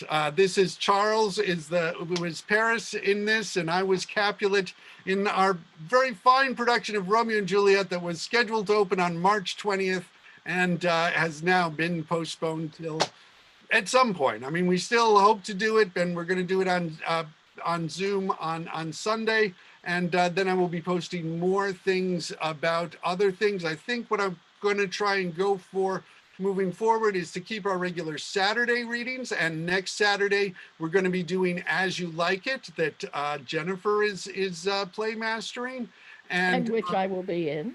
Yes, and I'll set up the schedule for other things as well. And also on Wednesdays, like this past Wednesday, we had a meeting on like Shakespeare and politics. I think we're going to have Wednesdays as sort of a discussion webinar type things. And I think, I don't know, maybe Shakespeare and religion this week. And we'll see what comes of that. And I'll do that. A lot of the places this is now like going up onto YouTube. So Instant Shakespeare Company now has a YouTube channel where we'll be putting up the readings that we've done. And also I may do some other sorts of videos as well. And these are the things. And of course, I mean, we do have the Yahoo group, but now that Yahoo groups are just so strange anymore, I don't know. But I mean, there's the Facebook group which is probably the main source where we put information on things. And that's it. I mean, our email, you can email instantshakespeare@gmail.com to get information on the schedules. And as I get more schedule information, I know I'm sort of not letting people know about things because I'm sort of making it up on the fly, but hopefully I will be able to do a little more planning and let you know so you can do it. And yeah, thank you very much. So anybody have any other final words? Don't forget that the YouTube channel, you can press a little button and subscribe to it. Yes, yes, you can. Yeah. Is the YouTube channel called Instant Shakespeare? Instant Shakespeare Company. Yeah. Okay, great. Thank you. Yes. Thank you, Eleanor, for Thank you. All right. Thank you for being in it. Take care. Does anybody else have anything you want to say, or is it? Bye bye, everyone. Okay. Bye bye. Bye. Thank you, Eleanor. Thanks for doing this. Steve, thank you for doing it. Thank you all. And yeah, I guess we will have another one tomorrow, and I'll keep you posted on more of these. So yes. Okay, will you send me information on the upcoming one so I can be sure? Sure. I will send an email. Can you send an email tomorrow? I'm sorry. What was that, Missy? Did you? Paul, can you send? It's a Lulu. Can you send the PDF for tomorrow? The Richard II, please. Okay, yeah, I'll send you that. Yeah, Jonathan Brahms is play mastering in Saul Cast, but I will send. Yeah, I'll send you a PDF of that. Okay. Are you trying to say something? I see your mouth moving, but I'm not hearing you, and I'm hearing sounds. So if Oh, yes. Yes, could you send me, Missy speaking, could you send me an email and a PDF of the schedule, and also, well, Richard II and Romeo and Juliet that's coming up, please? Okay, what's your email? Or, I mean, Yeah, hold on. It's hold on. Put it on the chat to YouTube me. channel. B girl, the letter B, and then girl, GIRL. I'm sorry, I've missed a lot of it because your thing seems to go in and out. Put it on YouTube. Yeah, or you can just put it in the chat right now. I'll keep this open until you type it in, and then I'll just copy it, and then we'll have that. Yes, I shall. Hold on. I'll put it down for you right now. Okay, great. And Charles, I'll see you tomorrow. So Yes. Yeah. Have a good time. Or no, Sunday actually. See you Sunday. Right. Sunday Right. be. No, Sunday let it be. It's just like our scene together. Yeah, exactly. Tomorrow's too soon. The day after tomorrow. That'll be fun. And I'll be sending you an That's right. email with more info on that. Awesome. Awesome. Thank you guys. Thanks for setting this up and great job. I'll see you guys later. Thank you, Charles. Thank you for being in it. Thank you. Great. Okay. Yeah, I just. Yeah. Yeah, I sent you my email in the chat, Paul and Eleanor. I don't see it. No, it was privately. I'll send it to you, Ellen. Okay. I've got it here. It's Okay, I sent it to you privately. I got it now. Brilliant, sweet, thanks. Great, thank you so much. Thanks for coming by to listen and stepping in and reading. This is a lot of fun. So thank you for doing it. And where are you signing in? In England or? Okay, I don't know. You got to look at something about your mic. Static from it without your words a lot of times. Sorry, what was that? Sorry, I was moving my iPad around. I am Australian born and bred, but I currently live in New Zealand. New Zealand. Oh wow. Oh, that's great. Wonderful. Australia. I should have recognized the accent more, but that's great. Well, I mean, and yeah, they're the one place where now it seems that things are getting better in terms of the whole global situation. But thank you so What about wildfires and the reefs? Yeah. Oh, I haven't kept up to date on that sort of stuff. I'll have to inquire on it. Yeah. Yeah, but wildfires they had been some time ago been happening in Australia. Yeah, no, I realize the endangered coral reefs. Yeah, no, I was just referring to the fact that the Prime Minister of New Zealand had just said that they're like down to the single digits in terms of new coronavirus cases, which is very good news. Yeah, of course. And amazing, given that they really didn't take proper care. Yeah, well, I mean, yeah, there's so much that we have to learn and so much to change, but I think that having Shakespeare is a way to help us learn it. And I don't know, that he grew up in times of plagues. There's a lot more of things that have resonance that we weren't previously aware of, and I find that a lot of fun to discover. And yeah, well, actually, I've got another Zoom meeting to go to. So thank you all. Thank you all very much. Thanks, Missy. Thanks, Eleanor. And thanks, my pleasure. All right, take care. Bye-bye. Bye-bye. Bye. End meeting.